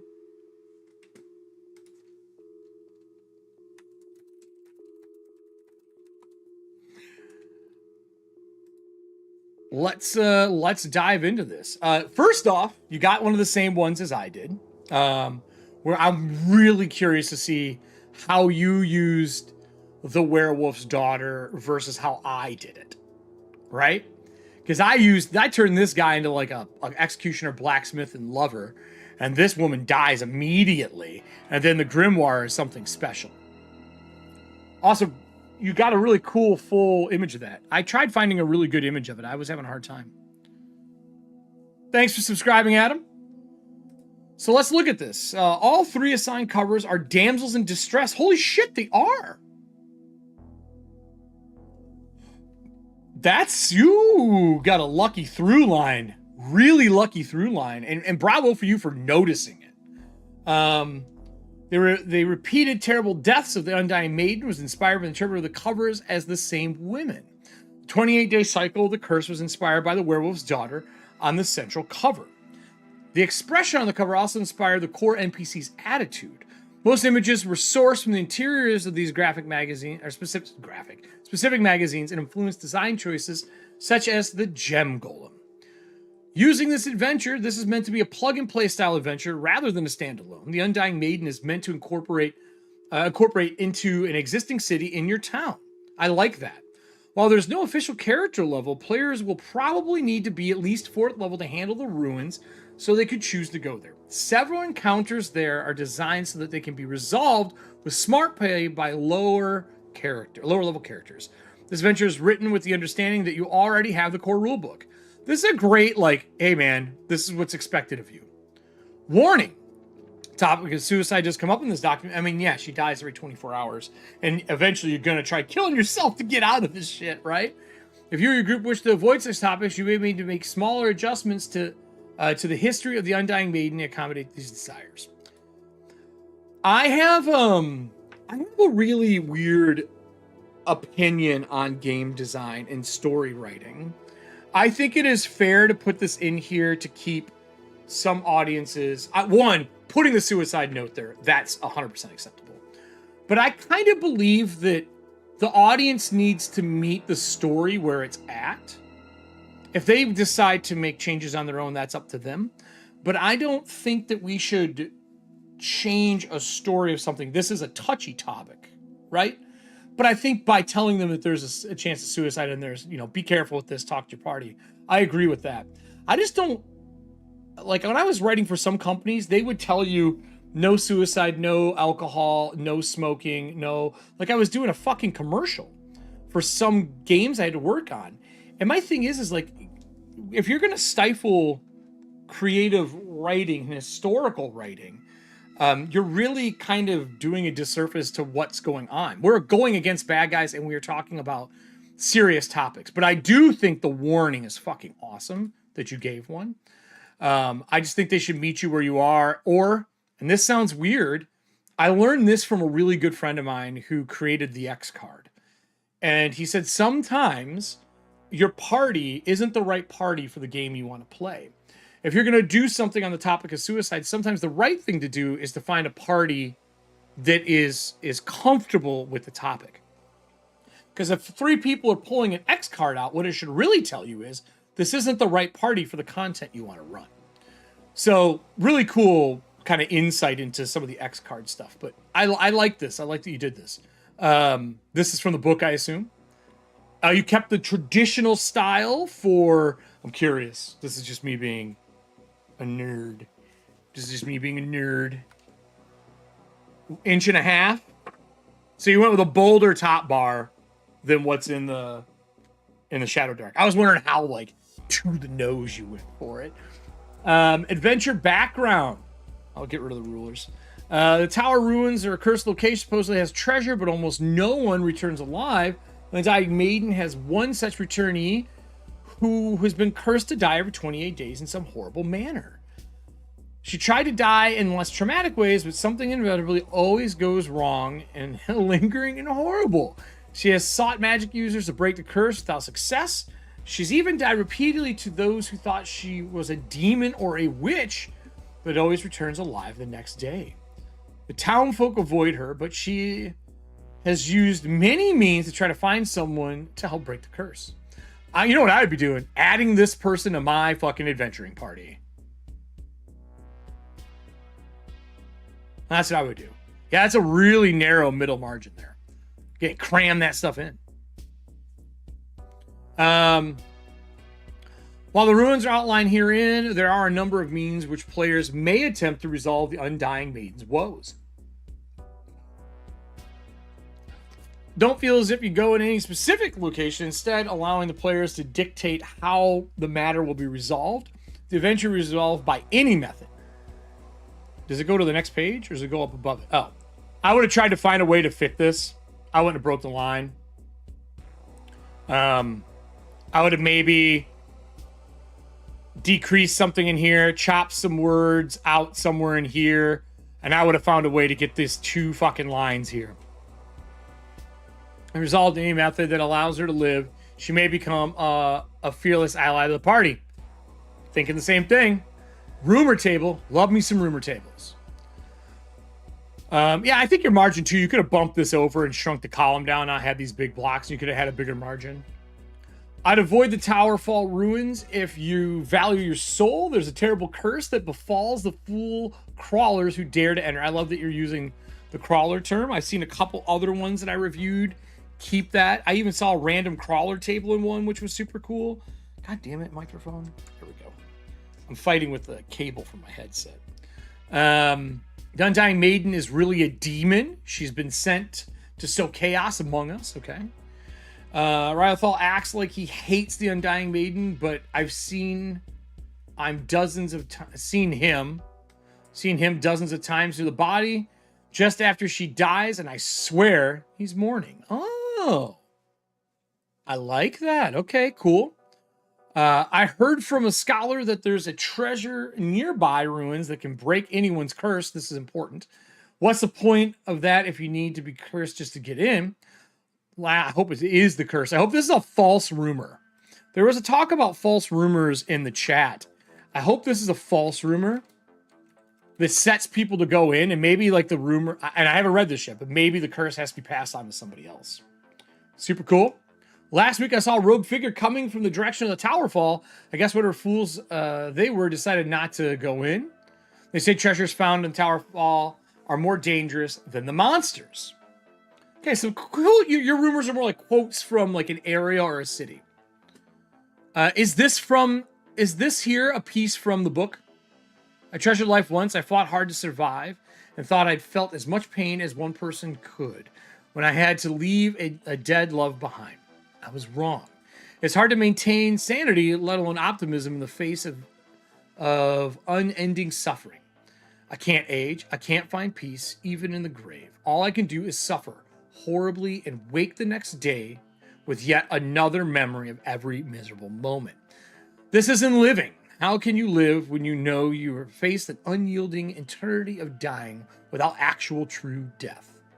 They all avoid me now. No one remains to help, but still I seek to end. What else can I do? I mean, the Undying Maiden. That whole section reminds me of playing the 1,000-Year-Old Vampire. Speaking of layouts, Siri, or Cree, I don't know what your name is in here, actually. I think it was a different name, but no, not you, Siri. No one wants to talk to you. This book, this layout, this is one of my favorite internal layouts for a book in a really long time. And their fearless negative space use, so good. There's an expansion Kickstarter for this right now that I'm going to back. That man is a master designer. Nick, thank you, Nick. I just noticed the same image. That's how I knew.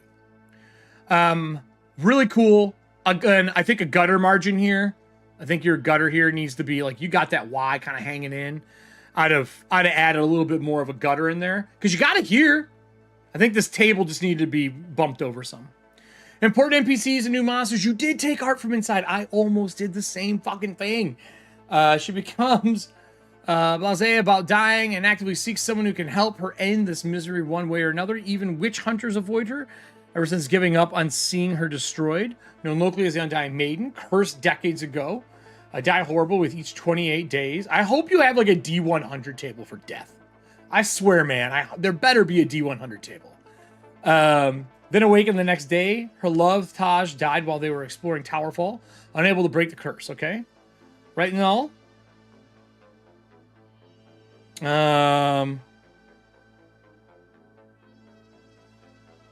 Of 1,000 islands using negative space. Yes, Nick. Yes, very much so.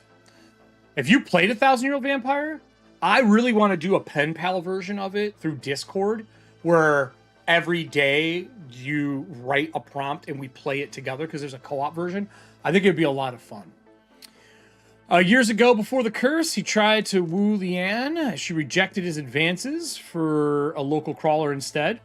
So this is the love affair kind of thing. Attractive but terrible personality. Speaks poorly of her, spreading rumors because she couldn't have her, obviously. Will actively work against the crawlers who help her. Has a secret alliance with Zendor. He's responsible for the curse, ensuring it's secretly restored whenever broken. That motherfucker. Zendor the Jagged. I love titles like this. I always will. It's a Hyperborean lover in me of games. Leader of a small cult seeking to find the name of a lost god they serve, and making a deal with Reinthal that is allowed his cult to use a tower for their rituals and peace by fostering fear of the curse. Doesn't concern himself with anything outside of his zealous goals. His taboo rituals make Leanne's strange curse possible. Gem Golem. I would have ditched this font for another one. This thin fonts, man, they're just difficult. At least yours is bold enough to read, but it is difficult. Like if I go down to 100, it's readable, but it's like if I undo, it's a little straining. How to maybe pick the different one for that. I get what you're doing, though. I like that you're italicizing a description. My question is, when you did this here for the monsters descriptions, but you didn't do it for here, I guess you just did some font size differences to break it up. Okay, I see. Okay. And you wrapped this one. You didn't... Did this one wrap? Oh, it's just a bumped in instead of wrapped. Because the paragraph's not big enough. Okay. I'm just making sure I'm on the same design style front. I try to do that with all of these. Oh, you had some issues here, though. What is this? Golem immunity, immune to damage from fire, cold, electricity. Oh, excuse me. Magical source, absorb treasure, range one target, automatically absorbs the valuables. Ooh, god damn, this is horrible. This is A plus, man. Love it. That's a gold. You're a gold star. Be even great if it drained experience from people until you killed it. 80, 40 hit points. The beast. I love that you pulled some more stuff from the book here. Your merchant class. I thought about making a merchant class. I did the Lancer class for mine, and I also have a dungeon chef in honor of Delicious and Dungeon that I'll be putting out here pretty soon. So I'm glad you did a merchant class. I love playing merchants. It's as secretly one of my favorite things. When they put the merchant out for the Witcher game, I was all fucking in. All fucking in, right? So why not the strongest combatants? They really come through with their allies in a pinch. Thanks to their travels, they have a wide range of unexpected knowledge and new skills that make them ideal support for crawlers. Yes, that's exactly what a merchant should do. That is fantastic. I'm already in love with the class. I haven't read the powers. Club, crossbow, dagger, whip. You know, you gotta make your mounts move. You got a club or a hammer to put things into place. A crossbow for range combat. A dagger because you always need it when you get jumped. It's pretty cool. Micah, this is one of the things, like on a deep dive, this is the things we need to talk to on the show. You are correct. A lot of people make the mistake of using that font style in Shadowdark. It has a ton of font faces, and most software's default is regular, and they use medium. There's a ton of fonts that have regular book fonts. Like, for example, like just to give an idea, and this is probably more for some of the newer people that are involved. Let's go down to my last page here, so I'm not fucking this up, right? Let's grab... Okay, here. This Weird Tales is the Rubik Moon Rocks, right? But if we put in Rubik has a fucking ton of different versions. Like Rubik 1, Rubik Normal, they have a regular. Then you get down here, and this gets into light. Oh shit, you can't see it. Let me get rid of that. I apologize. This gets into light, regular, medium, semi-bold, bold, and black. And that is the solution to a lot of this. Like, if I switch to black, it's this. If I switch to light, it's this. This is regular. This is medium. And you can see the thickness that's getting added. Semi-bold. And this is doing like a title style. But anyway, just so people know, there are a ton of different line weights. And the reason some of these line weights exist is regular and medium or book. Book is my favorite. If something has a book font, that is usually my favorite font to use in a font family. I don't know about you, Nick, but book fonts are a godsend when you fucking find them. And they're like, Futura has one. There's a couple other ones. But know your font libraries. And there's a lot of things on font classes I can teach without getting into like the detailed stuff of like kerning and serifs and all that stuff. Allie is another person I should really have on to talk fonts. My friend Allie is a gigantic, I'm with you, gigantic font nut, and works in an industry doing product design, t-shirts and shit like that for companies, and she works with fonts on the reg. She'd be a wonderful person to be on here to do some font work and talk about fonts. But anyway, I digress. Just wanted to share that little tidbit. So the merchant. Armor, leather, D6 per level. Agreed. 2 additional languages of your choice. Do we always get 2 languages in classes? I maybe would have given this guy an extra language. I'm going to double check. I didn't do titles. That's the one thing I couldn't fit into mine. And I was really... I'm sorry. That I couldn't fit, but I have, was my titles. So this says you know Celestial, Diabolic, and Primordial as a priest, so you're letting them pick it. Awesome. Awesome. World Wise. 2 times per day, you gain the advantage when attempting to discern information about something. Slick dealer. You have an advantage on charisma checks to negotiate and barter. Repurpose. Once per day, you can sacrifice an item in inventory to act as a light source. It is destroyed in the process. Holy fuck.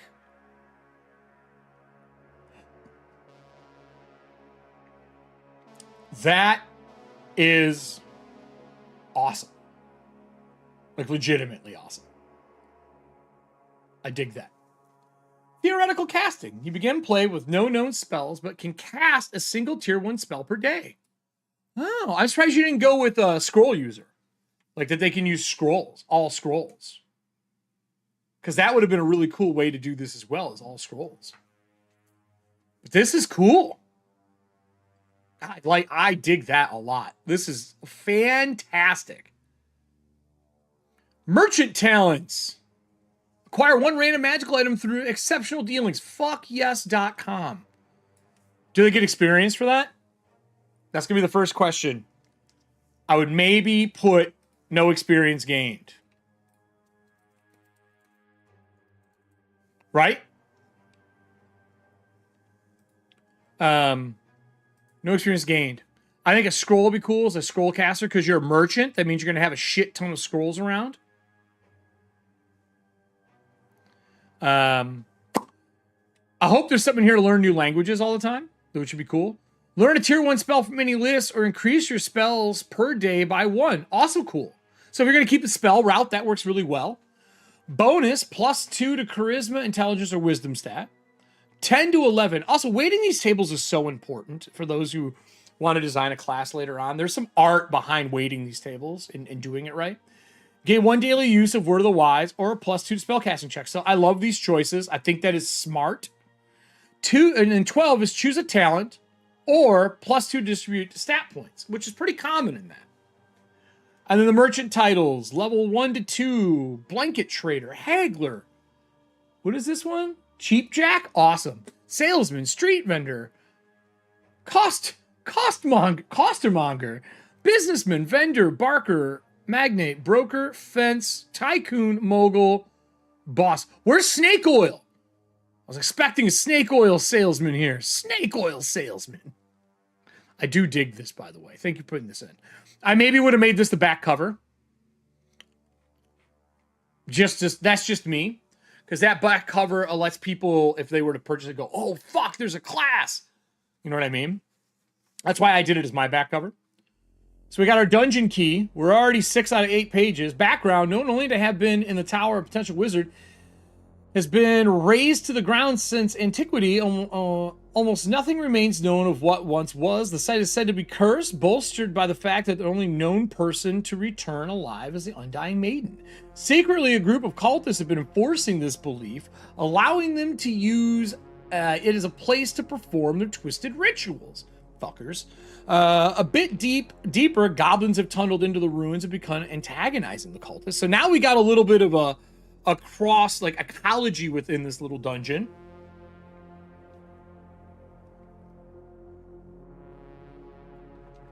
Oh, because the front of the book and the description draws in the GM. The back of the book, if flipped over, will draw in a player. 5 of the 6 people or 4 of the 5 people at the table are players, and they want classes. So I like to give something on the front and on the back. Like, in mine, when I did it, my thought process, which I didn't talk about, this part, is like, I love good art on a cover, but what I did is I wanted to have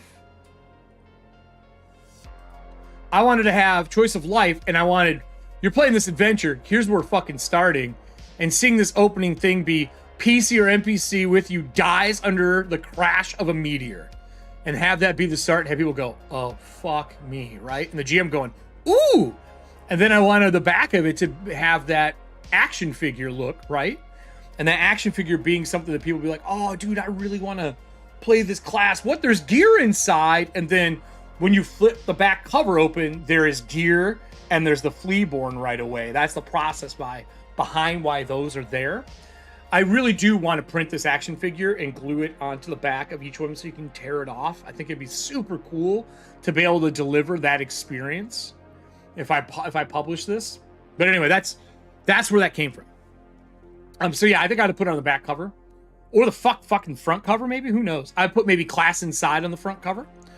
The goblins sate a cave brute with those they kill, hoping to prevent this hunger from returning to them. Okay. All right, I see you. Both sides have learned to avoid the gem golem. All right, so you got 2 active groups inside this dungeon and a gem golem that they're fucking around with. Environs and entrances. I'm a big fan of the ampersand here. Personal preference. Those, I know we were taught when in high school to not use fucking ampersands, but I disagree. I think they are fucking awesome. And I think we should use them sparingly, but for things like this. Just my personal preference. Or social media posts because it cuts out 2 characters. On the surface, jutting cags. Ooh, okay, hold on here. Jutting cags of long fallen tower remain as a sole indicator of once proud wizard's keep. On finding a way inside, much of the old stonework has been preserved. The moisture level has led to a thick mildew in the air. The areas where goblins have broken through are abrupt change to rough stone. Cags. Yeah, I love cags. Crags. I know, but I said cags. It's crags. And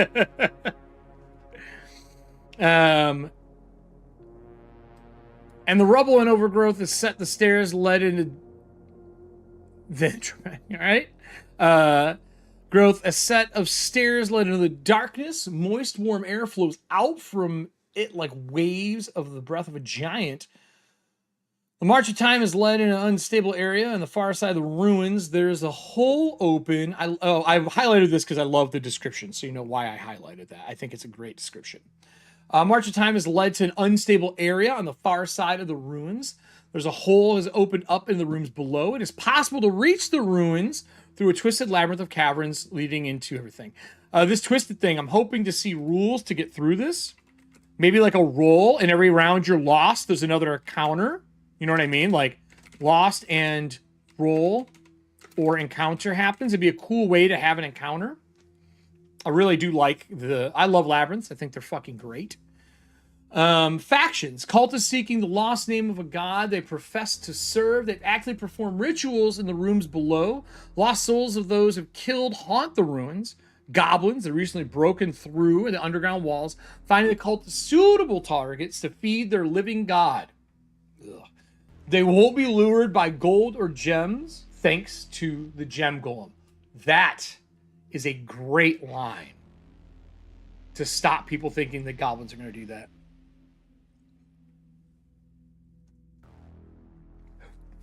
That's really fun. Oh, okay, Logan. All right, that makes sense. That makes sense. So maybe I would maybe mark this as a GM note, like a connection to your game, question mark, that kind of thing, to remind GMs, because when they read text like this, a little bit of an indicator might have helped with that. I love that you put it there, though. Cave Brew. A massive chamber serves as a den. A double hex. I can't see this and not think heading to.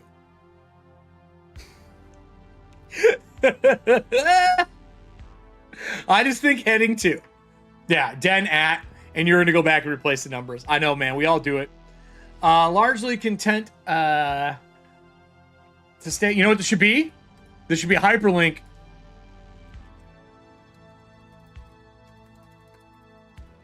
That's what that should be. Largely content to stay there and be fed by the goblins. Flurries of activity and noise will draw it out investigation. Gem Golem, the last remnant of the former glory of the tower, moves around randomly and lays waiting. It appears to be a pile of gems and precious stone left laying. DC 16 to realize otherwise. This bitch is gonna be hiding a lot. Oh, I figured you're supposed to swap it out, bro. I've been doing that before so many times. It happens, man. It happens. Those things you catch through editing passes and having other eyes on the prize. I have a fan of the work that I do say, hey, would you like me to do an editing pass? I'm like, yeah, please do. And even after that, I caught a couple things that neither one of us caught. It's just nature of the beast. And I'm at a point in my life where, like, I don't ever critique little changes like grammar and error and shit like that, because shit happens. Now, If you're fucking Wizards of the Coast, that's a different story, right? Like, you have the money to not have that happen. But like, things produced by small fucking groups, third party or indie publishers, I don't do that. And especially now that, just like video games, you can just update this and put it back out. Order of battle, cultists. The cultists are incredibly hostile towards anyone who enters the ruins. Their obsession leads them to a mad frenzy, ensure no one's made it out of the ruins alive. Will retreat to draw crawlers towards their allies, but will loudly pursue any crawlers who seem to be retreating, hoping to draw the undead or other dangers to the ruins. Smart. Fanatical but cowardly. I love this. You gave a nice, like, yo, this is how battle works. I maybe wouldn't have used order. I might have used the word strategy of battle or battle strategies or something like that. Hey, Blue Sprite, welcome to the stream. We're going over the Gamejam 2024 submissions from Shadowdark. This current one we are going over is the Undying Maiden. They actually got the same cover as me, so I'm super excited to kind of go over it because they got the same cover. We click back down. Tactics, yeah, tactics, battle tactics, any other word. Order is just weird because order of battle makes me think that this happens in this order, this sequence to make something happen. Words matter. We all know that as designers. Yeah, I don't like it in there either, though. I know where it came from. I do agree where it came from, but I don't like it in there either. Because order means in order to me. And I still know what it means after reading it. Obviously, I'm not a fucking idiot, but... Focus on feeding the cave brute. No sense of loyalty to goblins outside. Okay, so they don't give a shit if there's other goblins. Smart. If they kill a crawler, they attempt to leave. I would have tried to find a way to fit this on the same page. I wouldn't have broke it between the 2 pages. There's always a way to do it. Yeah, 100%, Logan. I do agree with that. I think it's very smart. You're doing exactly what I talked about earlier. Oh, you weren't here. When we write for a system, our job is to create the training that's already in place and build off of it. So, it's the reinvent the wheel. We're just putting a new tire on it instead of reinventing the wheel. I just never liked the verbiage of it in there either. So that's not a cut on you. It's just a blanket statement about how I wish it was strategy or battle tactics or stratagem, or like stratagem is one of my favorite words for stuff. Just something that makes me think strategies. I would have made this fit on the other page. Without the body, another one of the double hashtags heading straight for blank blank. Obviously, hyperlink there, baby. I was up against clock too. 7 minutes and 46 seconds. Due to the noise of previous encounters, unless rolled recently. I think you should go back and do these quick edits and put it out, though, because this is solid, man. Cave Brute appears every 4 encounters due to the noise. This is a smart way to handle this. What is this? What is that? What is ghosts? Oh, you guys can't see it. Let me zoom out one more. What is ghosts? Ooh, I'm curious. I'm curious now. Ignores goblin presence. It's well fed, so it's content just to drive away any irritation, so it doesn't have to pursue people. Relocates randomly and acts as a sort of trap for the greedy. There is a chance that the gems rest among the treasure found and disturbed. I fucking love this monster. I adore this monster. This is great. I noticed, are these different font sizes? No, they're the same. Something about this line seemed like a smaller font size than this one. The end of 6 above. Okay. Let's see here. If undisturbed, it will take no action. If killed, the gems become inert stone, except for the one small gem infused its magical essence. There's a chance of another treasure were absorbed by the golem. Contact with the treasures of significant value, 200 gold, will cause the gem's body to reform unless the gem is destroyed. So it basically remakes itself. Oh my god, this is... Could you imagine if somebody is carrying that gem and then they go visit the last one we just did, the Crystal Gem Dragon, and all of a sudden it's like, oh, look at all this treasure, and it just takes over that dragon's body. Anyway, I'm just saying we would have a hell of a game if this gem went from one adventure to another one of the Gamejam adventures. It'd be fucking savage. Oh my god. All denizens of the room will leave if and any of the treasure alone, as they are aware of its nature. Okay. Of the room will leave. So they know. Cursebreaker, magical item. A fragile glass sphere filled with swirling purple smoke. Benefit when broken, any curse within 10 foot of the orb is instantly negated. I love that you kept this benefit thing. The benefit and curse is one of my favorite things about their items. Danger level. Wait, where? Oh. Is there supposed to be a title above this? Is this for the dungeon? Dungeon key? I'd have put maybe another bar above here, something bold to kind of say danger level. As I'm assuming... Hold on here, I want to see something just in case you were doing a 2-page spread and I'm losing something in it. Yeah, okay. So, also, I don't know if you noticed this, but your top bars are not the same size. You know what I mean? Continuous effect. Yeah, I still would have maybe called out like dungeon rules or dungeon something here. But I love that you did. I love the danger level stuff. I think that's fucking great in the game. It lets the GM denote something to the player. So I'm glad you kept that. I feel you, Logan. But if you go back and add 1 page, you get to do this stuff. I would break the fucking 8-page room after that. I didn't go through everybody a 2-page spread because initially when I was doing my reviews, I thought we all followed the 8-page format and that we didn't all break the rules like Nick. I'm just fucking with you, man. I wanted to do it too so bad. I'm so mad that you did it and it worked. Still risky. Check for encounters every 2 crawling levels or when the PCs have made a loud noise. I love loud noise, inspiring stuff to happen. Light, darkness, except for when cultists are present. Alexa, office light off. Air is constantly warm and humid, making things grow damp. Unlit torches may require extra effort to light. Clothing becomes burdensome, moist. Heavy exertion will cause disadvantage after 3 crawling rounds without a break.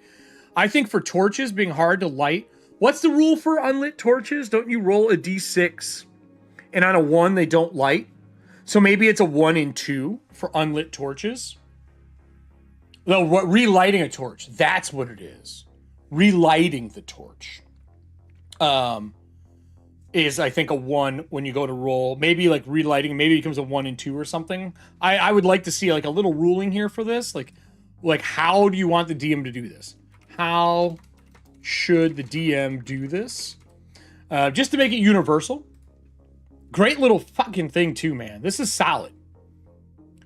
Also, anyone I review, if you go back through and edit your stuff and you make it into a zine format that I can print, let me know, because I'm going to print them and bring them to Gamehole Con. I have a pretty good printer back here when the bitch is working. I just fixed it again. I would like to print some of these, trim them down, and do some like cardstock covers for them, and I'll bring them with me. So if anyone redoes theirs that I reviewed and they're really happy with it, and I'm going to have these with me, I'm going to throw them on the table, and I'm going to say, pick to the group. And then they're going to pick one. And then I'm going to run whatever in the fuck it is that they pick. So that's kind of what I want to do with some of these zines. And I'll make them my own too. I believe the GMs, when they run anything pre-written, should take it and make it its own. And if you don't do that, you're not adding your own flair to it. You're kind of fucking up a little bit. I feel like you should always kind of add your own feel to things. Continuous effect. Dying beings arise as undead after D6 rounds. Okay. That's horrifying. Adaptive encounter table. D6 column title. I'm assuming this was going to be monsters or encounter or something. And these were supposed to be a number.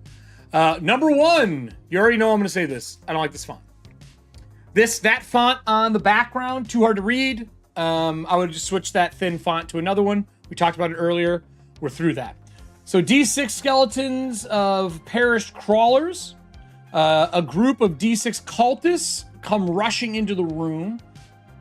The gem elemental is laying in a pile. That's my boy. That's my boy. Editing. Don't beat yourself up over the editing errors. Don't do it. It's no big deal. We all know what it is. We know what you're saying. There needs to be something there. So, no worries. The D3 ghost of former crawlers weep angrily near the remains. I'm assuming any bolded thing, is this supposed to be from the book? What I did for it, and I've seen a lot of other people do, they bold and italicize things from the book so people know to go to the Shadowdark book to look it up. And then I'm going to cut page out.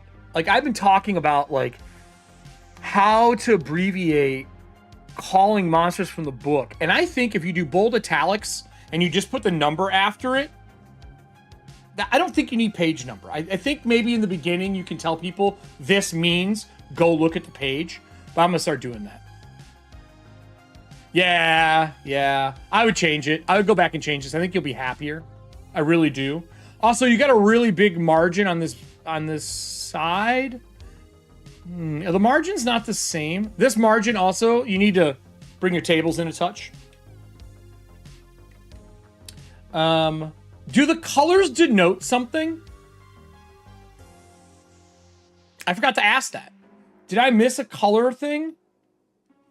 Do these this is the first time you've used color. Do they denote something? An unexpected trap is in the room. I would put a page number here in the Shadowdark book for traps. I know, Logan. I feel you. It sucks. Tables are a bitch. It'll appear on the map. Okay, thank you. So hold on. Just quickly. For clarity. My question is gone. Genius, smart, awesome job, my friend. Awesome job. I don't even want the SD. What the fuck's the point? I think you could just put the creature and the number, and they know. Like, whatever it is you talk about in a number, it just denotes that. Because we're not allowed to use the Cursed Scrolls without asking, right? So all we're ever going to reference in Shadowdark is this big 300-page beast. I don't think we need the SD. I think if you're doing something like Pathfinder and you have to reference the gajillion books that have come out, that's different. Right? So, anyway. But yeah, I see that. I really like this 2-page spread then. Thank you for doing that. I love 2-page spreads. I was so fucking mad that I didn't get to do 2-page spreads. 2-page spreads are my favorite. Free League crushes 2-page spreads. Just like crushes them. Sudden gust of moist air. Awesome. Red. A group of D8 goblins skulk into the room. A D3 giant bats. Do I have a button here for this? I don't think I have bats on this. Fuck. All my other shows, I have bats that fly across the screen when we say bats. It's just part of the EFP channel. We're fans of bats. Are disturbed by a sudden noise. The cave brute is drawn away from the den to the area. Did you draw this map? Hey, welcome to the family. And that's not, just so you know, what Adam and I are talking about. This SD999, Shadowdark 999. There is nothing that says we have to do that. I just think as a group of designers talking, like, I think just putting Griffin 203, whatever the page number is, bold italicized, done. And we know that that is what it is. Well, thank you for doing an isometric map. If you don't know, do I have it in here? Hold on a second. I think I have it in here. I want to show you something.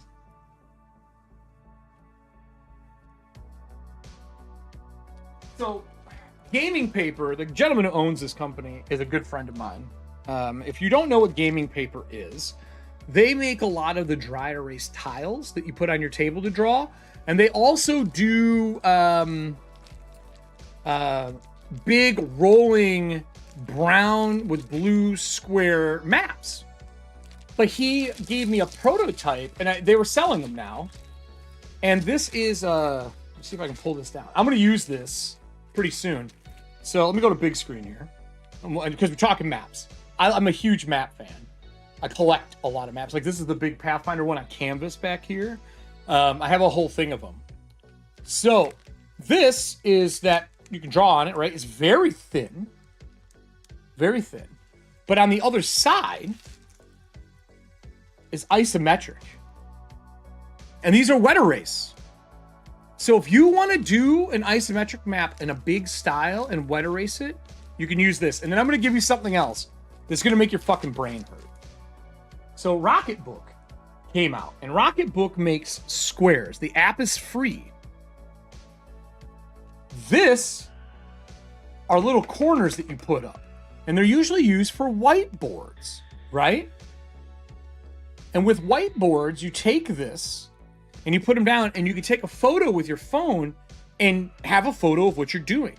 So a lot of you, if you go back and watch some of my other streams, I have a big dry erase 80-inch long computer desktop table. And I use those, and I write notes on my board here, and I can take pictures of them and upload them into PDF format. So you could use these and that and have those maps forever after you erase them. I'm telling you, it just changed my mind on how I use wet erase maps as a cartographer, because now I can use them for whatever the fuck I want and upload them.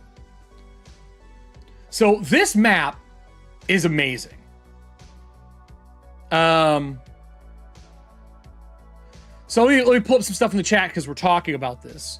The only reason I included SD is because there are mechanical reasons to put 6 after phrases, like exploding dice 6 and whatnot. Since SD uses parentheses, non-nomenclature, I wanted to avoid confusion. That's a really good call out, Nick. Exploding dice aren't that common, though. What uses exploding dice in Shadowdark? There might be some, I just don't know. I think if it's bold and italicized, though, there's no confusion. So the bold and italicized with the number next to it changes that problem. It becomes a solution through formatting versus a solution through characters. Did you use ISO paper, Adam asked? I wish I'd stayed as well resolved in the scan as my drawing was, but didn't have time and realized time to do another scan. Okay. I did the original thing on ISO paper. So there's a trick that you can do where you can draw everything normal, and then you just do this 3/4 view change. Let's see if I have it. Hold on here. Let's go to here. So this is a bunch of my work, right? And in this one, I did this for Rob Schwab's Shadow the Demon Lord, right? And this map, I drew this top down, and then I turned it and skewed it and then just drew off of it afterwards. So there are ways to take your top-down map and quickly draw that out and then make ISO afterwards to make your life easier in a program. But if you're hand drawing it, yeah, fucking use ISO paper. Like, that's the best thing you can do.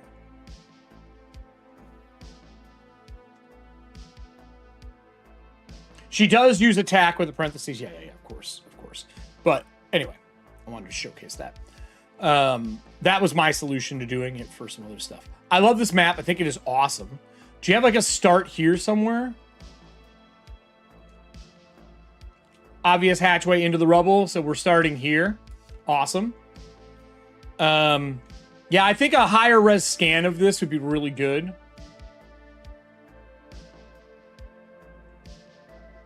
Dude, I like the hand-drawn look. There's something about it. It's fucking clean, man. You can always go back and draw over. You even drew the fucking skeleton people. Makes me very happy, I'm not gonna lie. So you got A is obscured hatchway, B is obscured surface cave into the deep cave network, entry 1. D is the deep cave network, entry 2. E is the underground river. You got A. I would have bolded these a little bit in your hand drawn. Make these easier to read. Really fucking pop these out if you go back and do a pass, because you want this stuff to be easier to find, because people are inherently lazy when you're doing UI UX design. And cartography, to me, is a lot of the heart of user interface. User experience and user interface. UI, UX, user interface, user experience. And I think you could bold those a little bit. I love the color. I think that this is genius, by the way. Simple, clean color coding. We see this in Maze of the Blue Medusa. And you got this cool little piece. How are you handling distances inside of here?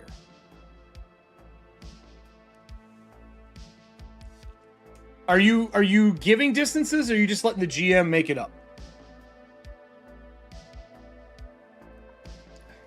Like, I would just say large rooms are double near. Small rooms are near. That's kind of how I would do it. This hand drawing's great. Want more detail about the inspiration and game design of this? I've taken the time to add an author note to my website going into greater detail on what's possible with the Game Jam due to space limitations. Fucking yes.com, my friend. You put it in. I'm gonna allow it.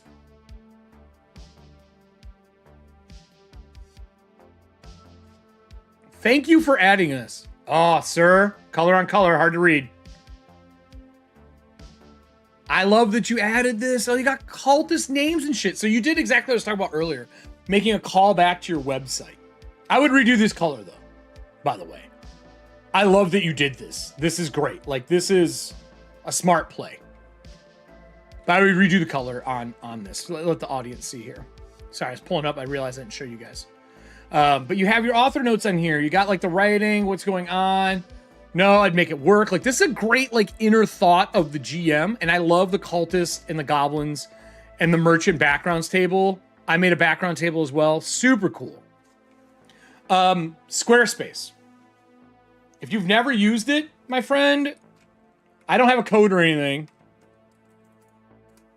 This is one of the best sites with 99% uptimes. When they had the floods in late 2000, when I owned a video game company, we used them, and they were literally carrying gas up, I think it was something 30 stories, to fill their generators to continue running their website. Like, legitimately, they took pictures of them doing it.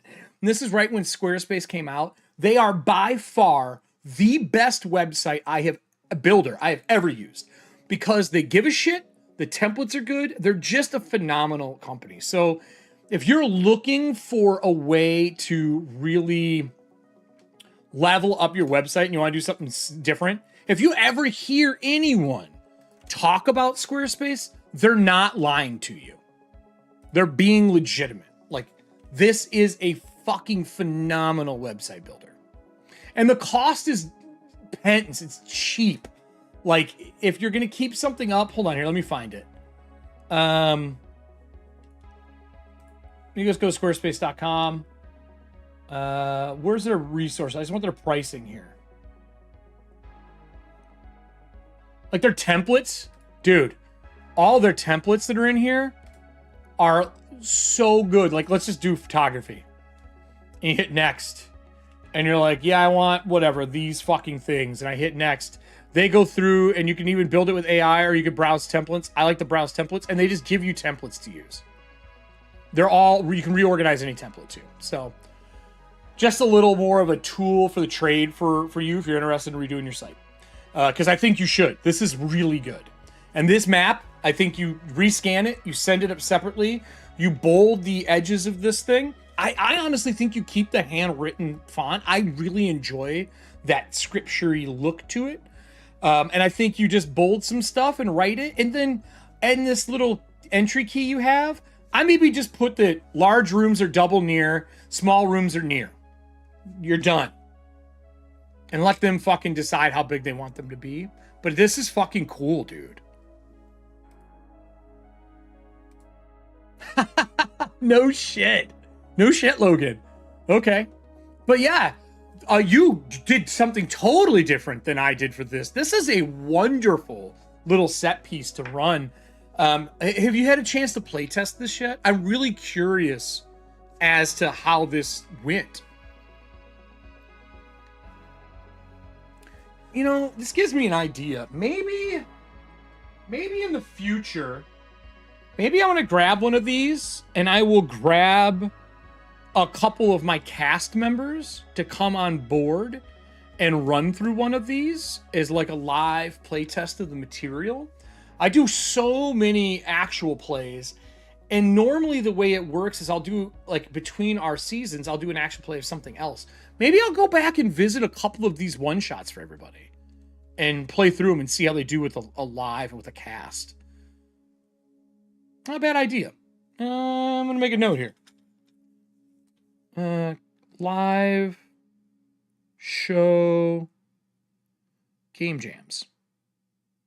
Pick some of my favorites and go through and do them. That could be kind of cool. Okay, so let me go back. When I started, I was using a $10 website address and then a free hosting one. I gotcha.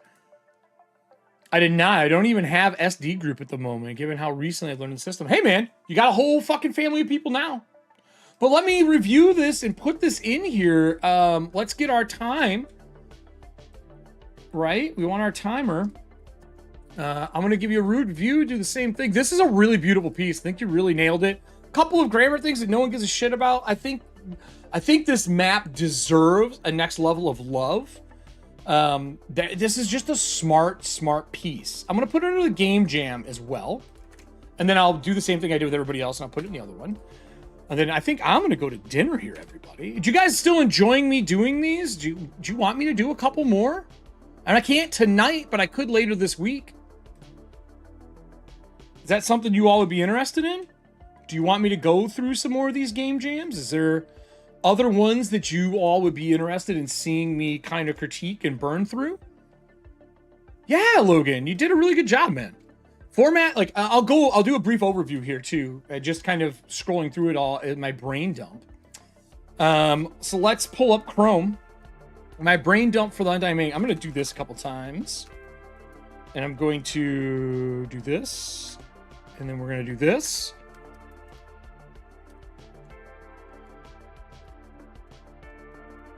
Okay.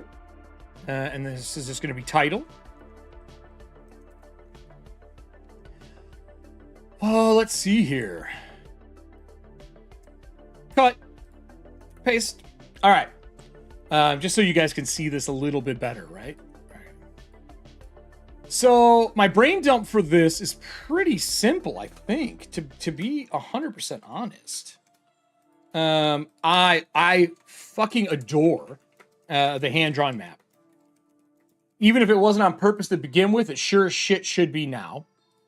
I think an update to the gutters, the middle gutter, the page gutter, or sorry, no, shit, what the fuck, Nick, damn it, the space between the two columns, it's a margin, but it's called something, the gap / gutter. I always call them gutters. Wider, sized right for tables. Revisit cleaning up your tables. Change your font for the thin stuff. Yeah, I mentioned that too, Micah. And I was actually quoting you, like, people who do writing gutter. Okay, I'm right. I've heard another term for it. It might be the gap. It might be the other one people call it as a gap. But gutter, I think, is the proper magazine term. Middle column margin, yeah, it's another one. Yeah, everyone calls it something different, but gutter and gap are the ones I was thinking of. And then I think the adventure. So my question to you, and I don't know if it was answered in this, what fucking ritual is he doing bringing her back to life every time? Did I miss it? What's the ritual? Do we know? Or do we not? Is it just murder this guy to end it? If he dies, does it stop?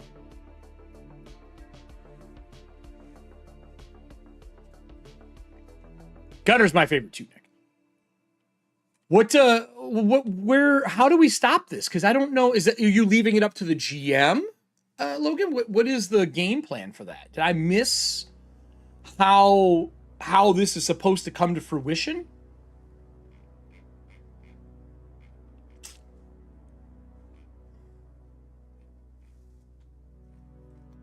Because I think that's my one question is like, how do I end this? How do I come to a conclusion? Oh, okay. I would note exactly what you just said there. Somewhere in this, say the ritual is up to you. Figure something out. But I think that would be a cool way to do that.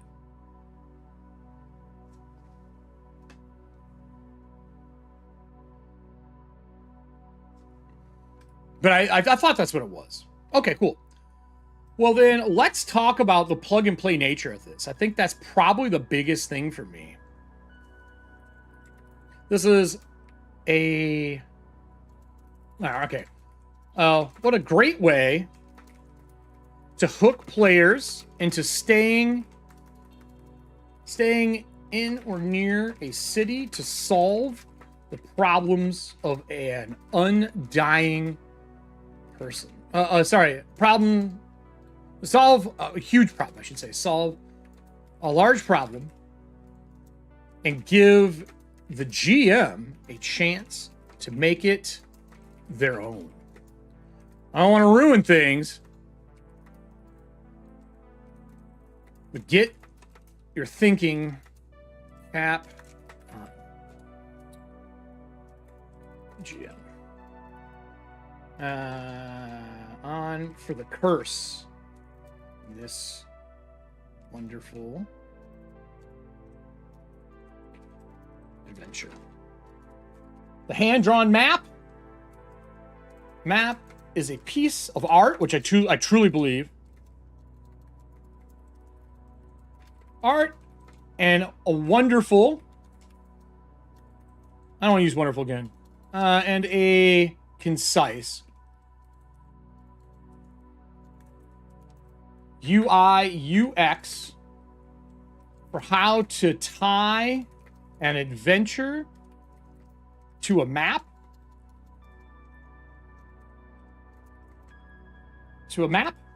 How to tie an adventure to a map. To create a living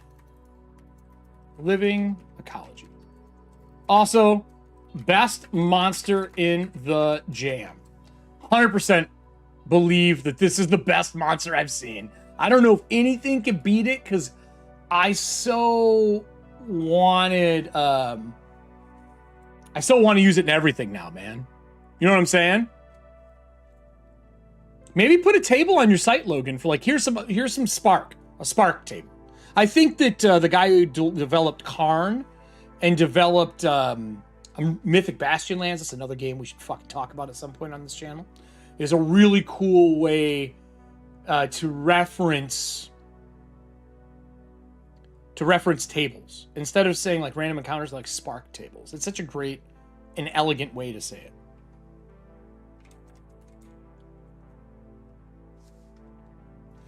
All right, so let me do that.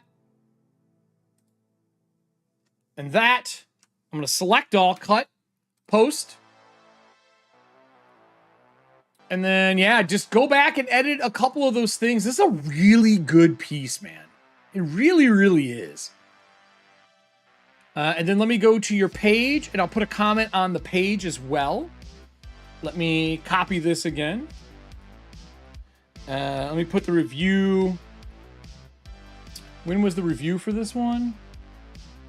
Oh, shit.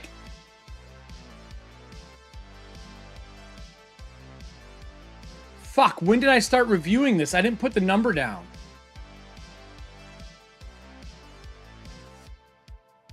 It had to be 3 something.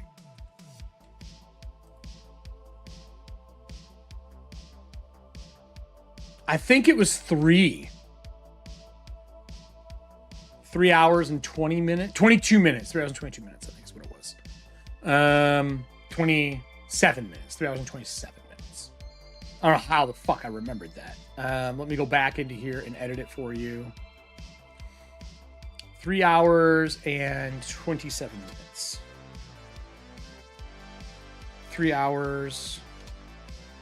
And then I'll have it bookmarked. I had to wait about 24 hours for it to propagate. But it is a great piece. Listen, learn.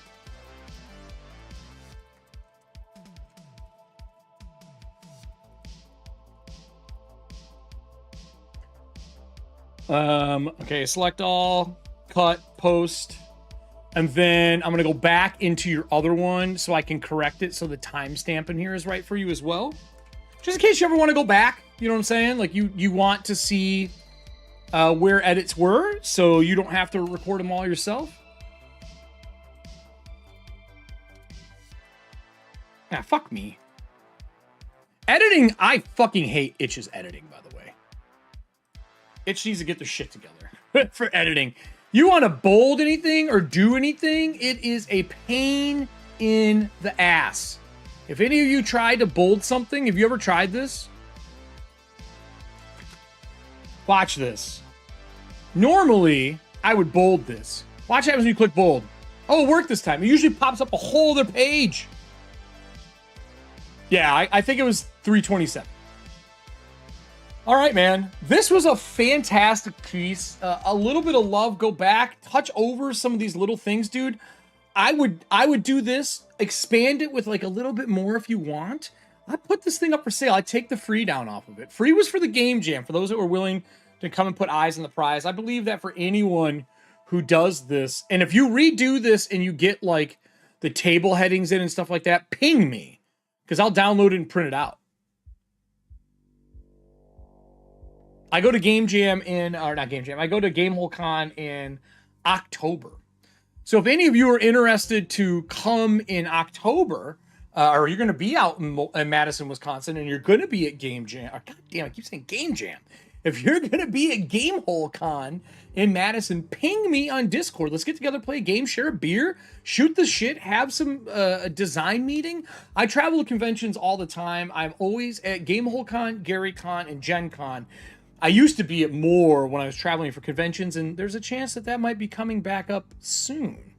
I hope this stuff is fun for all of you. We got through 3 today. I'd like to do some more of these in the future. I have some other content I also have to create. For those who have been watching the Shadowdark stuff that I've done, Lancer episode 1 is out. I have 2 and 3 edited right now. Those will go out this week. I think I'm going to put them both out this week, so you guys have those, because I won't be on Monday or Tuesday, first week of the month. We have family in town. There is a chance, though, that on Tuesday I may come back and do another one of these streams and go over the content of stuff.